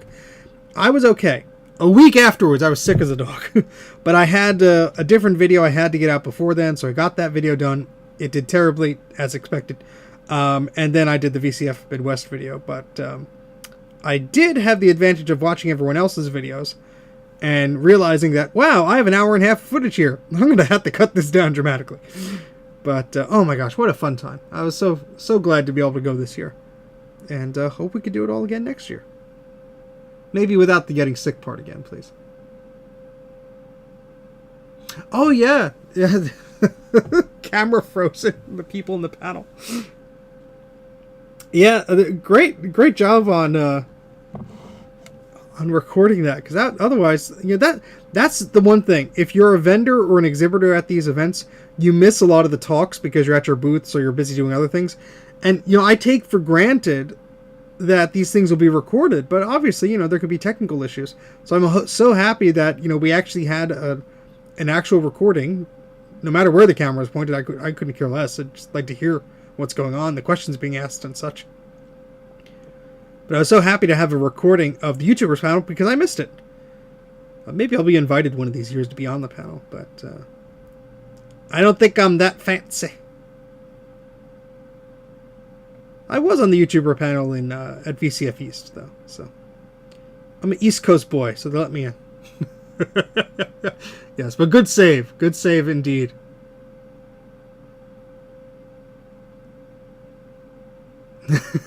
Well, that's the thing. It's like, the footage is better than nothing, right? Who cares what you were pointed at? Oh, yeah, so at VCF Midwest, Ron did a great presentation about collecting vintage power books is for everybody. And I was the co-host on that. My friend Eric did a hypercard programming one as well. They're all on the VCF Midwest YouTube channel. And then if you want to look last year, Ron and I did a similar panel where he hosted and I co-hosted again. And this was about collecting vintage Macs, so the desktops.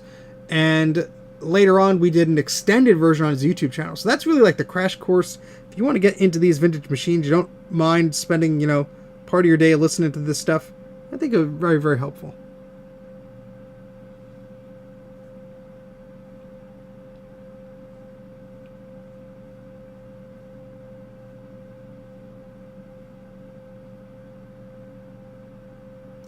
What are you currently doing? So, I am currently repairing these traces. These are little lines that carry data and voltage. On the board, I'm using a laser to cure what is called UV solder mask, which is basically the replacement for the green stuff you see everywhere. And this little mound of green is a replacement for what used to be there. And the reason I'm replacing it is I have to put something electrical here, and I do not want it to touch the exposed part there. So this doesn't need it because there's not going to be a component there, but that we certainly had to clean up. So now comes the fun part. I can start putting components on the board. Yay! Let's hope I have the capacitors in stock. Yay! As I take the gloves off my hands. Alright, I'm going to stand up for a second and carefully poke around at my desk to make sure I actually have the capacitors. I thought I did.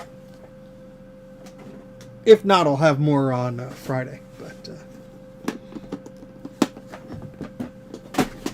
yeah, see, the problem is, as I move my mouth away from the microphone, time to repopulate. The problem is with these capacitors and all this stuff is, yeah, they could be very corrosive, and they will eat away like traces on the board, and that's not good. Now, what is good is there are awesome people like myself, like my friend Bruce at Brankus Creations and a few other folks, who dedicate a lot of their time making very easy to see recapping guides. And these are easy to understand.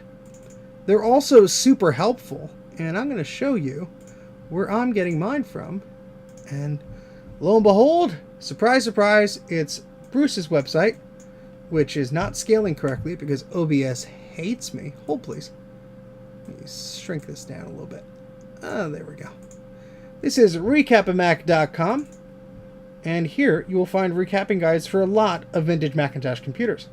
And here we have the Macintosh SE 30, and there are quite a few different capacitors on this board, but there are these beautiful color guides.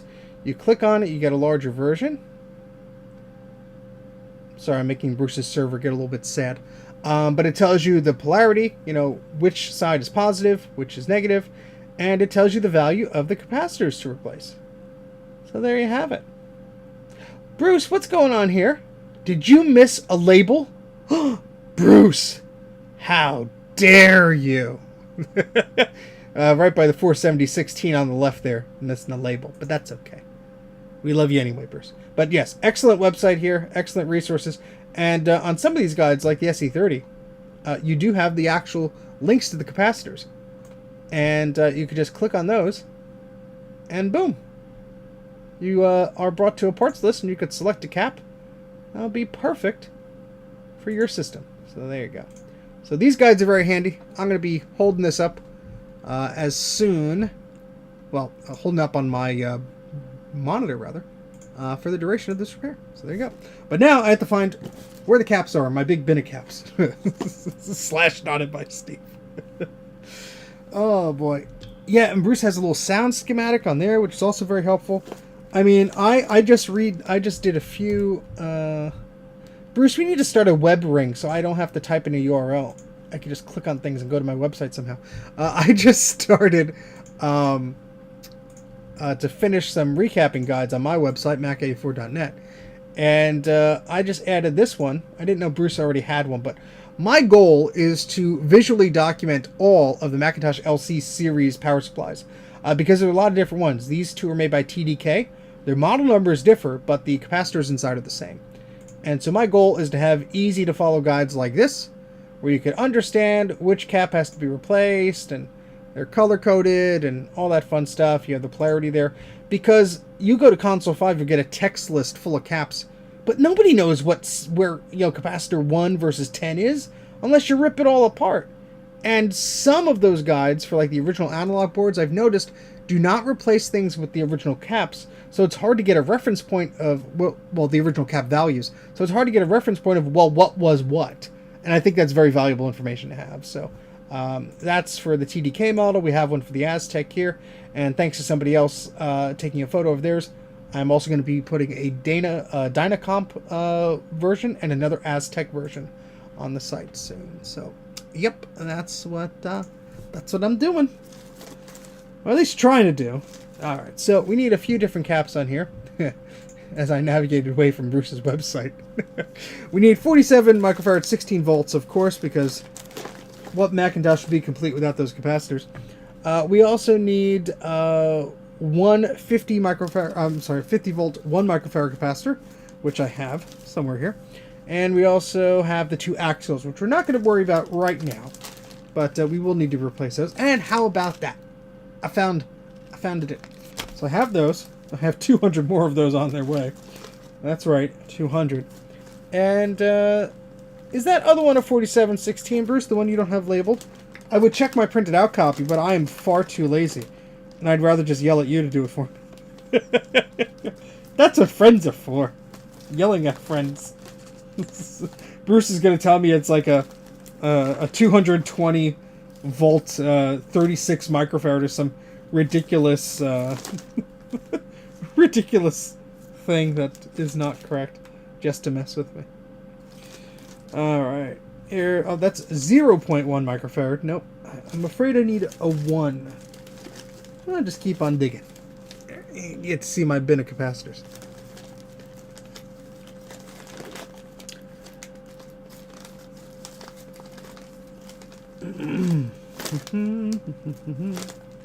Well, Dave, if you make it out there, that'll be a lot of fun. I do have to organize this bin better. A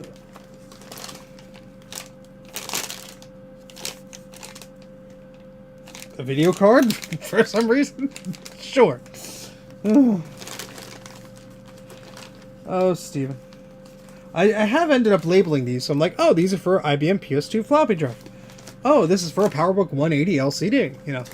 But,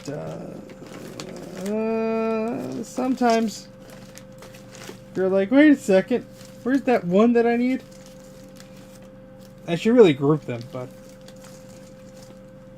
life's too short to be organized. My live streams would be a lot shorter if I was organized. How about that? I have a lot of 10 microfarad 16 volt caps. I think it's just like one of those things where I assumed I needed more and I just kept purchasing them.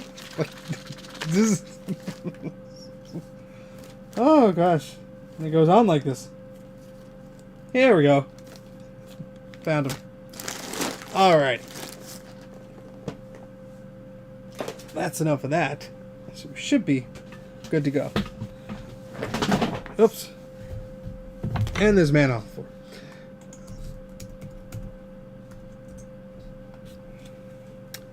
Does anybody have an idea of what they're going as for Halloween? Anybody still do that? I have no idea what my nieces and nephews are being, but I'll probably prance around with them in some sort of costume.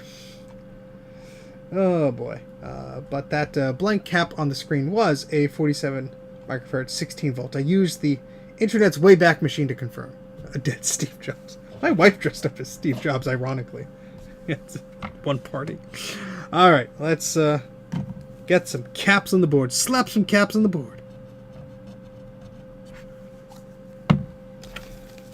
Alright, so we have 10 of these 47 microfarad 16 volt capacitors. If I could speak today, that's what I would be saying.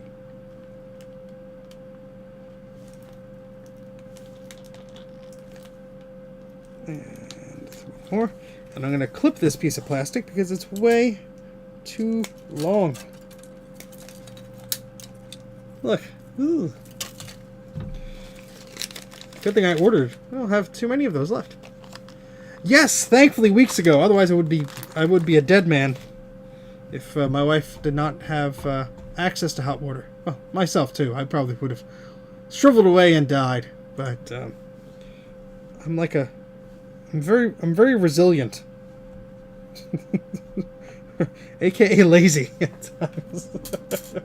Well, yes, water heater has been fixed, has been replaced, but my father's just broke. I mean, I just had problems a few weeks ago with mine, and my dad called me up this evening rather. We just had dinner, was all cooked, just sat down, take a big bite out of whatever I had, and my dad calls and says, my water heater broke. I'm like, ugh. Oh, boy. Fun, fun, fun.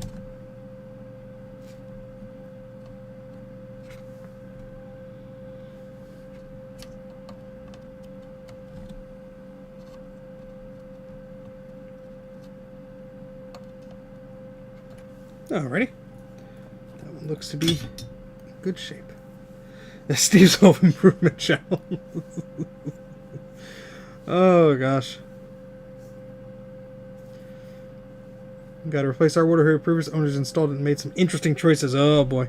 See, our house has a gas line, but all of our appliances are electric. I don't understand it either, but that's just how they did it. And so, that's how our water heater is. Now, I was looking into some of those tankless options. But the thing is, you have to put like 4 40 amp poles in your circuit breaker, and I'm like, that seems like a lot. I don't want to have to pay an electrician to run new wires and everything. I just want to use existing wires. So we did decide to go with a hybrid, sometimes called a heat pump water cooler. Water heater, rather, cooler. And so far, so good. Quite happy with it. It should be more effective on our electric bill. And I'm pretty sure with the old one failing the way it did, it was just like drawing way too much power nonstop. And I've already seen a massive reduction in my electric bill. So here's hoping that trend continues. And yeah, I'm going to turn on my Xserve again. No, we won't be doing that.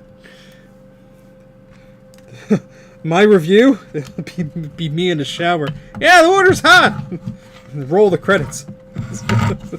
It has a little app. It's like kind of smart. It'll tell you, you know, when you have roughly how much water you have in the tank, like by like a little graph.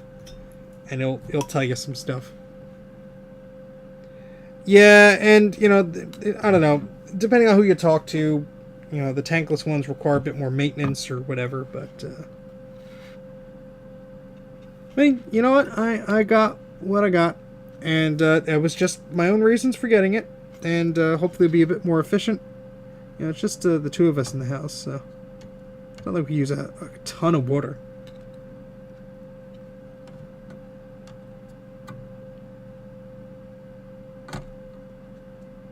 So I'm just holding down these capacitors. On the tantalums, the stripe is actually positive, unlike the electrolytics where the stripe designates negative. So, something to keep in mind if you are watching me and going, you're doing it wrong.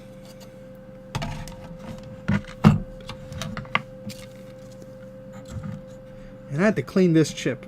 This whole board will be ultrasonically cleaned because, you know, it has to be. Did we? Yeah, I cleaned that. Okay. But yeah. Knob and tube wire in the attic. Oh my goodness. A lot of houses won't insure you if you have that. Because a friend of mine, with all this stuff going around with crazy house prices, they were looking at houses, and they were like, "Hey, you bought a house not too long ago. Can you give me some advice?" I'm like, "Sure." They go, "Can you take a look at this? What do you think?" And I'm like, "Knob and tube wiring? Ugh, no." Because at least here in New Jersey, a lot of places will not insure you, or they'll give you a very hard time. And upgrading those systems ain't cheap. First time I heard of it, I had to look it up. I'm like, "What do you mean knob and tube?" And I'm like, "Oh yeah, there's a bunch of knobs and tubes."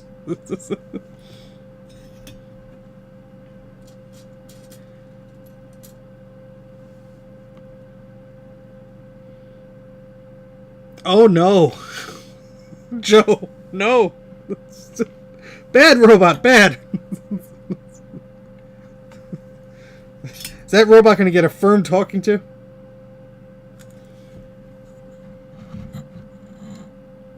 The robot will be demoted to ultrasonic cleaner watcher.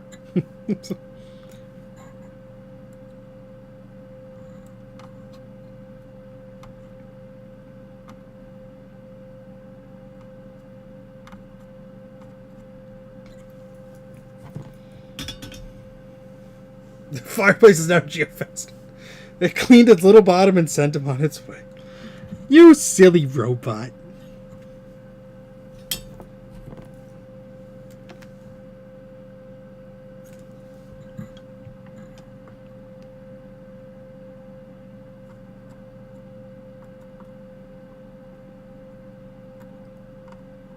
I mean, overall, I was expecting worse from this logic board because I was originally told it did not work, but based on some of the information I got from Luke, it seems like maybe his power supply or his analog board on his SE30 may be the culprit here.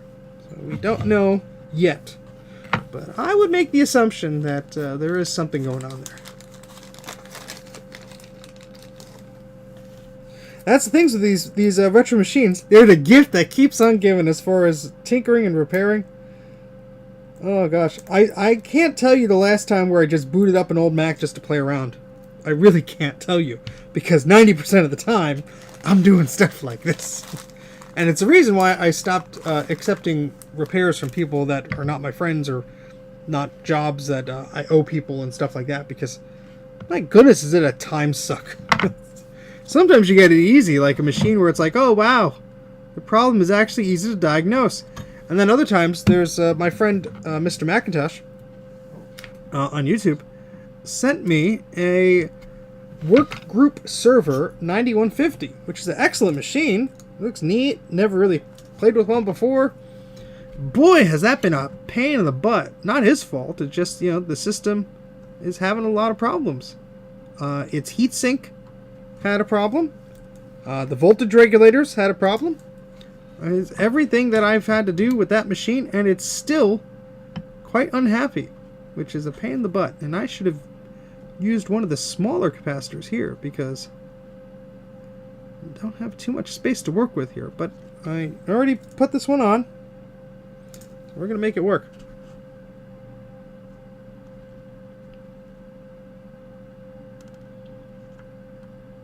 But yeah, I mean, sometimes machines just don't want to work. And same with power supplies. He sent me the power supply for the machine. That ended up working previously, and now it's dead. And I opened it up, and boy, do things look toasty inside. So, unfortunately, I would love to have a magic wand to be able to fix, like, everything. And just be like, oh, there you go, fixed it. It's done. But, I mean, even though I'm very stubborn, and I've spent, like, 5 years fixing my own Quadra 840 AV, I have to draw a limit, or I will just drive myself nuts. And, a lot of people don't want to wait forever for their stuff to get repaired. And I am very, very sorry for the people that have been waiting for so long. But some machines, like SE30s, can be very, very problematic.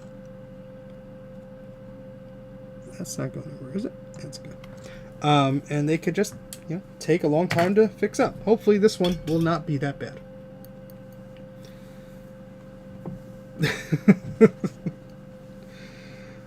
Oh boy. Alright, just double checking. I wanted to make sure I didn't mess that up.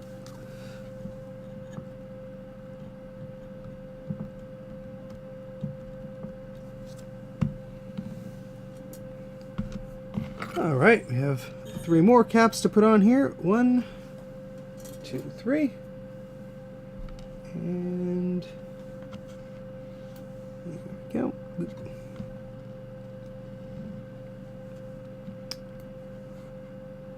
Where on the analog board or the power supply? I'd be curious. Yeah, that's a good question. I mean, no two machines have failed exactly the same way. I mean, if you have a good eye for this stuff and you worked on a lot of these machines, there are things that you can sometimes spot straight away. Obviously check for discoloration, check for solder balls, check for all sorts of stuff that does not look like it's supposed to be there, check for cracked solder pads or joins and stuff like that. For example, my friend Colin from the YouTube channel This Does Not Compute, excellent channel by the way, go check that out. He had a Color Classic board that was driving him bonkers. He could not get it to work. So I said, hey, I'm not really going to get to it right away, but if you want me to take a look at it under the microscope and just like get another pair of eyes, I'd be super happy to try and help you out. He's like, you know what? Yeah, that'd be great. So he sent it to me, and it sat here for a few months. And I didn't stream this or anything, but just the other day, well, I streamed it afterwards. But just the other day, I was like, you know what? I wonder if I can figure out what's wrong with this board.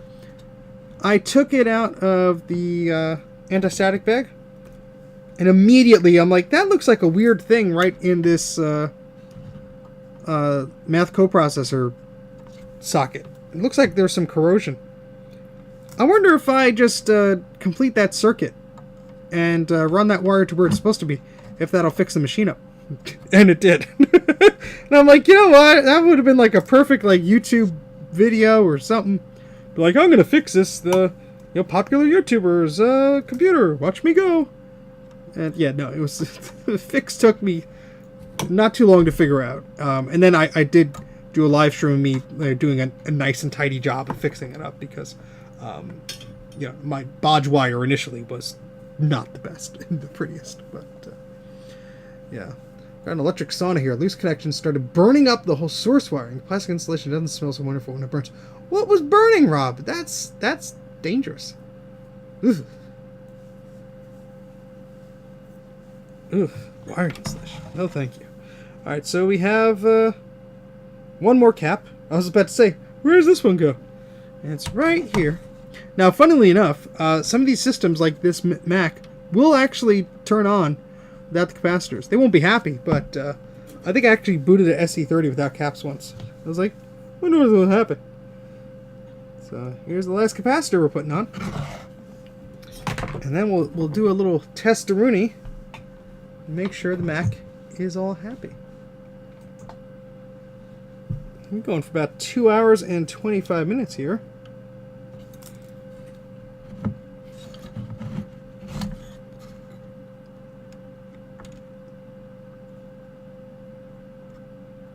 Reinforce that much better, but it's a start. I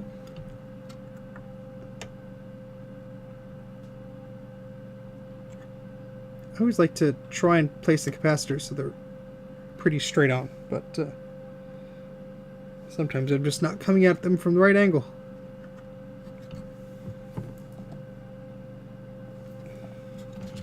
One of the compact Macs like this, I had a Mac Classic I helped my friend Savvy Sage with a while back. And it was very weird. His machine, sometimes it worked, sometimes it didn't. Turned out he had cracked solder joints on this connector here, which supplies video and power and data to the analog board and such. All those signals, rather. And yep, that was the problem. Reflowed that. Happy as a clown. Are the square ones tantalum caps? Yes, the little orange ones with the little stripe, these are tantalum capacitors. Apple used them a lot, actually, on a lot of systems, but for whatever reason, on this model, they chose to use electrolytic capacitors, whether it was a cost issue or whatever. But on some machines, like the Quadra 700 and the Centris Quadra 650, they have all tantalum capacitors. So what I'm just doing now is I'm just have a little bit of isopropyl alcohol on this toothbrush. I'm just gently cleaning those areas just to get any flux residue off or anything like that. It is no clean flux, so I don't necessarily have to worry about it too much, but there you have it. Our board is all recapped and looking pretty spiffy. Probably will go back and replace those two axials, but let's get this all set up and we can test it, and hopefully it's going to be happy again. Hey Gupbomb, how's it going? Hooray, Quadra won't die. The power supply may. That's the caveat with these old things. It's like, hey, your logic board. You have a Macintosh SE, the original one? Uh-huh. Well, great, your logic board won't need recapping. Yippee! Gee whiz, thank you! Oh, by the way, the analog board and the power supply will probably still die. What? You know, it's like, same thing with the Quadra and all those. It's like, oh, yeah, the power supply probably needs some attention. Sitting there for 30-something years, you know. But, I mean, everything has a shelf life, right? So, oh boy. Yes. Oh god, analog boards are the devil.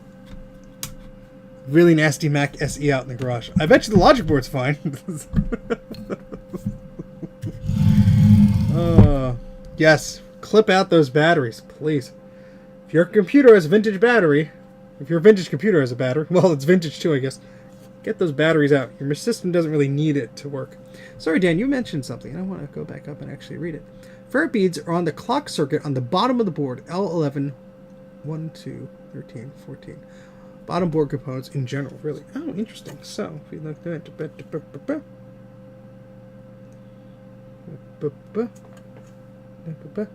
is that? L11. Okay.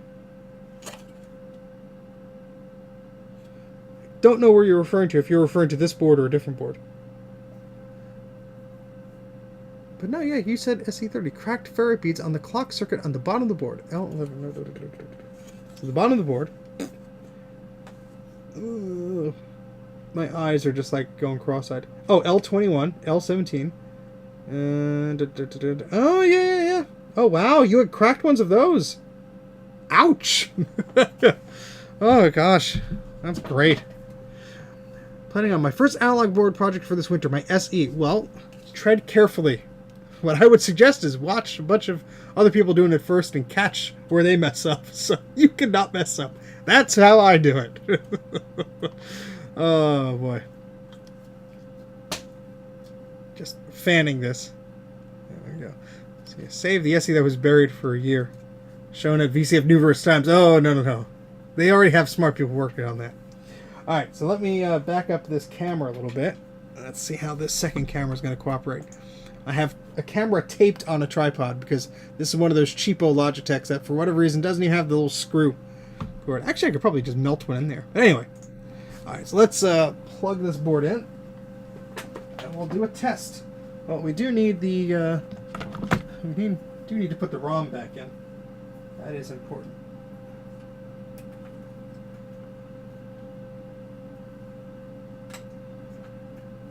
If it wants to go back in, there we go.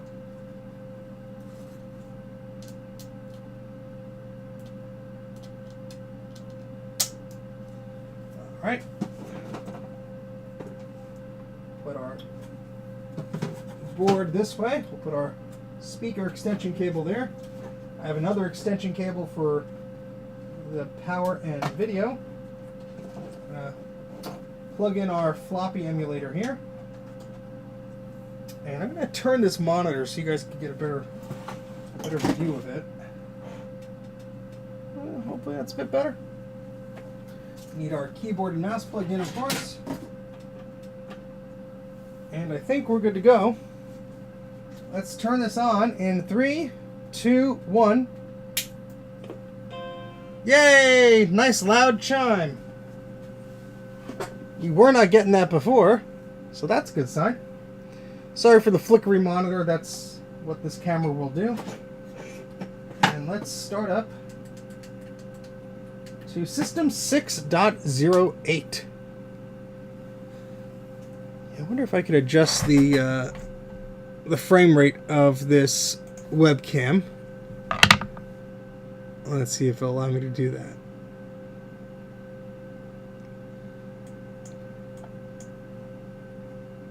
Let's see if I could adjust it. Hold, please.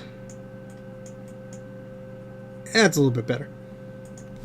So yeah, there we go. We have a full 1 megabyte of memory on this board, which is nothing to write home about. But let's reboot. And I have a Snooper disk, which is a diagnostic utility disk that this will boot from, and then we could run a full gamut of tests on here to test the video memory and everything. Now, this did actually pass the test completely before I recapped it, but of course, do it again.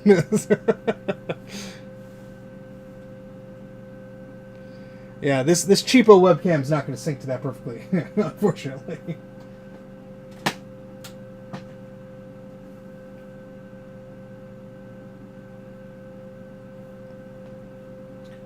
A little floppy MU by Big Mess of Wires there. Great little tool. Also have a blue SCSI I can plug in, but it doesn't have enough memory to boot System 7.1, which is what the image I have on my blue SCSI.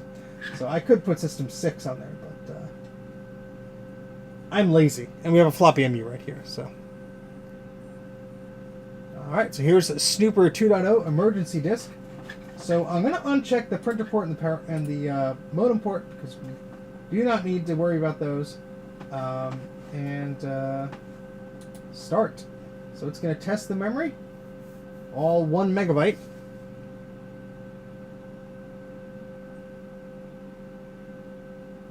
Add a resistor inside your webcam. Kablamo! Test failed. Alright, well. We'll have to take a look at that. Might just be the memory it was supplied with. Could also just be dusty. Who knows? I've also had this produce weird results with testing memory on other systems, and the memory turned out to be fine. So take that with a grain of salt. But the PRAM's okay. The clock is working well. Gonna test the SCSI bus. Well, because there's nothing plugged in. It's not terminated. So, but it did boot from SCSI, so I will test this again. Let me, while it's doing that, I'm gonna grab the SD card here.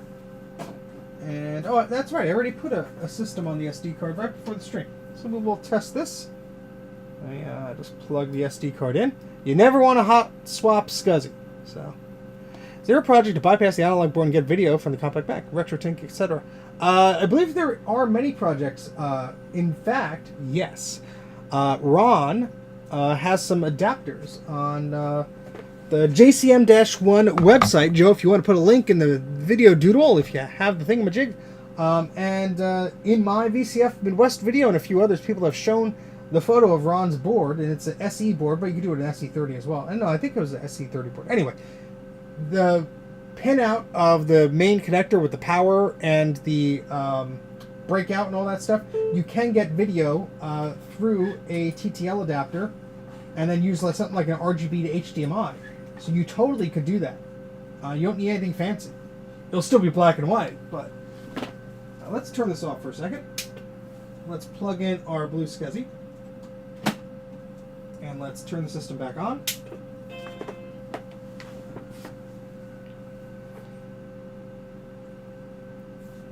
Yeah, 1-bit Fever Dreams has a good idea there. Yeah, he has a great capture setup. What capture box do you use there? Or do you use a scaler? There you go. Joe has the Linkadoodle. All right, let's see. It might not boot up from the right disk yet. It's going to be annoying. But let me try and boot up correctly here. $8 whole. I mean, you do have to maybe get a few more doodads like the RGB to HDMI guy, but yeah, it's totally worth it. And you're supporting Joe! Yay! I need to. Is that the one I need? I'm gonna click on the link because there was one that was out of stock. And I'm like, I need the thing, and Ron's like, well, you know, I'll let you know when it's there. Isn't enough from Finder Memory to work with the disk? Okay. It really is not happy. trying to load that. We only have 1 megabyte in this poor machine. I think I have some memory here. Yeah, let's shove some memory in there. Make it slightly happier. We'll see.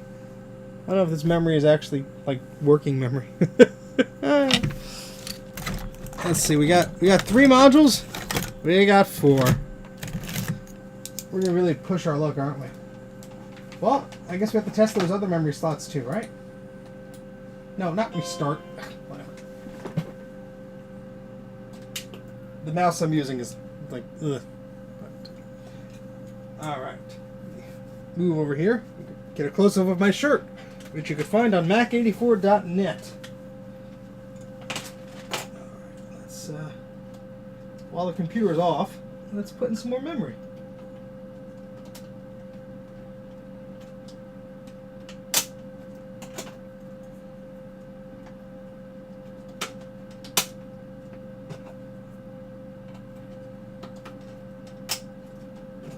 Hopefully this memory works, because I didn't label it.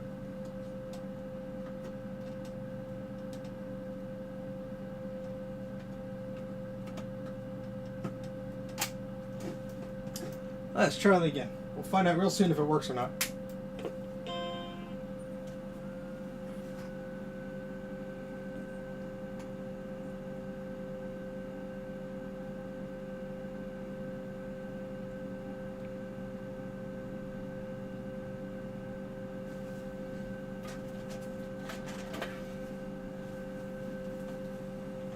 It's counting all the memory, so that's a good sign. That's why it's taking longer.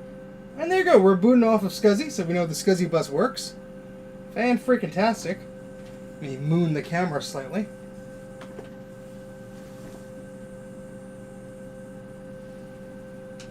There we go, we are booted off of our hard drive. We could load a virtual floppy disk there.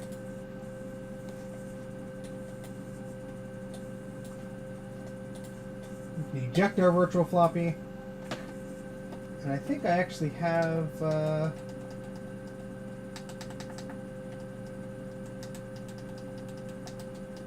like the regular version of Snooper on here, which I actually don't have on this disk image, so I could drag and drop it.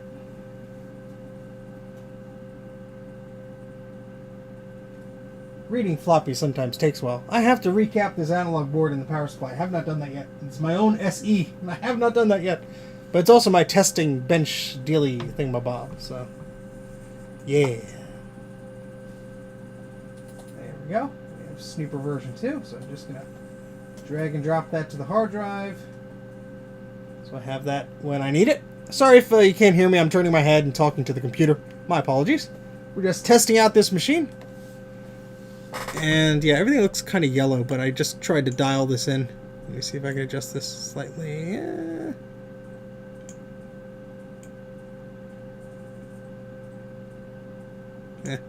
Camera's being weird. Anyway.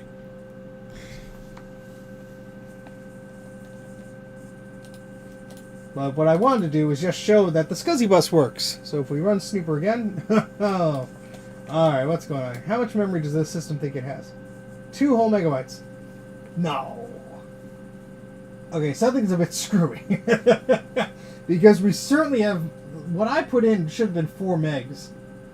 But it's only seeing 1. So we might have to clean and reflow those slots. Ooh.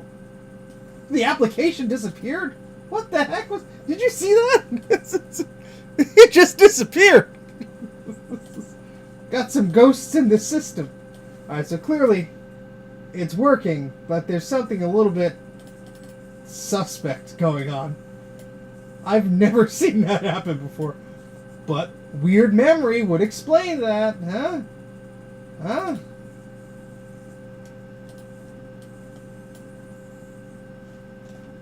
But, other than that,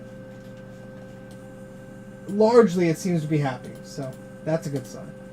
So let's shut you down for now. And let's move the camera back to me. And yeah, let me just show off what we were talking about before. Because Joe is so cool. I like plugging his stuff. So here's Joe's website, which is, again, not scaling properly. Thank you, OBS, for doing things like that. Hold, please. Where's this thingamajig? There we go. That's better. There we go. jcm-1.com. Pew, pew, pew, pew, pew, pew. This is where you get a bunch of cool adapters, like this TTL video adapter for your Macintosh Plus, SE, or Macintosh Classic. There are a few other things in the shop, as well as like blue scuzzies and stuff like that. But if you click on Ron's fancy face there's remote batteries. These are pretty cool. But you also have these breakout connectors. So for example, this one is the one that I want. That's currently out of stock. But basically this plugs in. Oh, it's a little jittery there because I'm zoomed in. It plugs into your board, and then it gives you a breakout where you could supply power and video signals and whatever. It just makes it much easier for you to play around with. So yeah, there you go. A lot of cool stuff. Joe has a lot of cool things on the site for your Apple II, your Apple III, your Mac, and a Franklin Ace. How about that? And Ethernet. It's a really cool project. Bunch of doodads. Go check out jcm-1.com.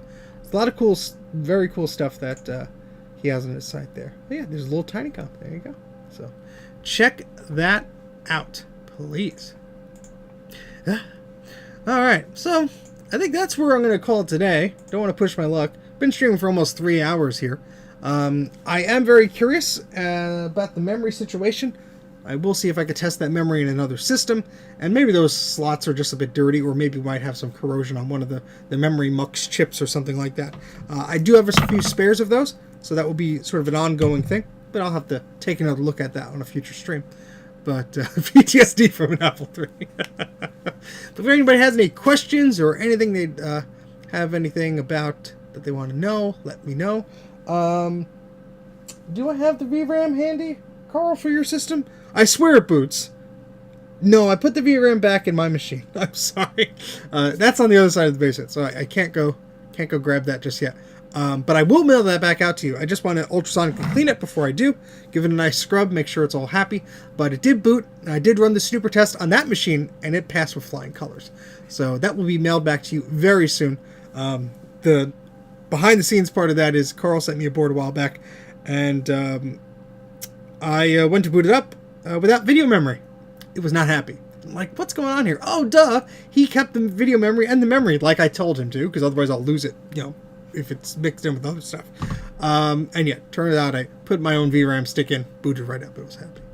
When will it take a repair request again? I don't know, Christopher. Probably not for a long time. I'm still struggling on some very, very difficult repairs that just don't want to work. So, yeah. Sorry. I really don't know, but if I do decide to do that, I'll post it. It will be known. But copying 10 gigabytes of data across USB 1. It's got 3 hours to go. Please keep streaming until it's finished. Bruce, what you should do is you should stream your chook cam, your chicken cam, and just do like a screen capture of the progress bar and just like superimpose it in the top corner, so you could watch your chooks and you could watch the file transfer progress, and you get free watch hours. I mean, come on, it's free, it's free. 840 AV magic. Oh no, oh god, a lot of 840 AVs. Oh boy. Yes. See you at the swap meet, Matthew. Anybody else who's going to the VCF East swap meet that's occurring this Saturday, be sure to say hello to me, please. And I'm gonna share the website here. If I could go to the right thing. Come on. Oh, it's being stupid. There we go. There we go. So vcfed.org is where you want to go to find out more information about all their events. But this Saturday, October 28th, is the VCF East Swap Meet located in Wall, New Jersey. So there's a lot of great deals to be had. There's always crazy amount of deals at these events. And hopefully it's good weather. We've been having a lot of crummy rain these past weekends. Hopefully that changes, because I'm very much looking forward to this. And if you want a free broken scanner or printer, boy, do I got a deal for you. Oh, boy. Yeah, Sloopy. Hopefully sometime soon we can meet up again. But No, people just give me the printers. I don't even have to buy them anymore. It's very sad. It's very sad. Anyway, I'm running on fumes, and I'm going to go watch Bruce stream for a while if he ends up doing his trick cam. That's about it. Hopefully everyone had an enjoyable evening. I'm very happy that we're able to save that Macintosh SE 30. It's working a lot better. Still have to figure out exactly what's going on with the memory modules. Could just be some dust. Could just be some bad modules, but we'll check that out. But it is booting. It is happier. All that cap juice is off of the system. So I'm feeling a lot better that we're able to help Luke Miani save that Macintosh SE 30 and get it up and running for a few more years to go. So hopefully a few more decades. But yeah, that's about it for now. Thank you very much for watching. And I'm going to click the end stream button. And don't forget, if you want a cool t-shirt like this, go to mac84.net and click on the button and you grab a t-shirt. But that's about it for now. Thank you very much. Bye.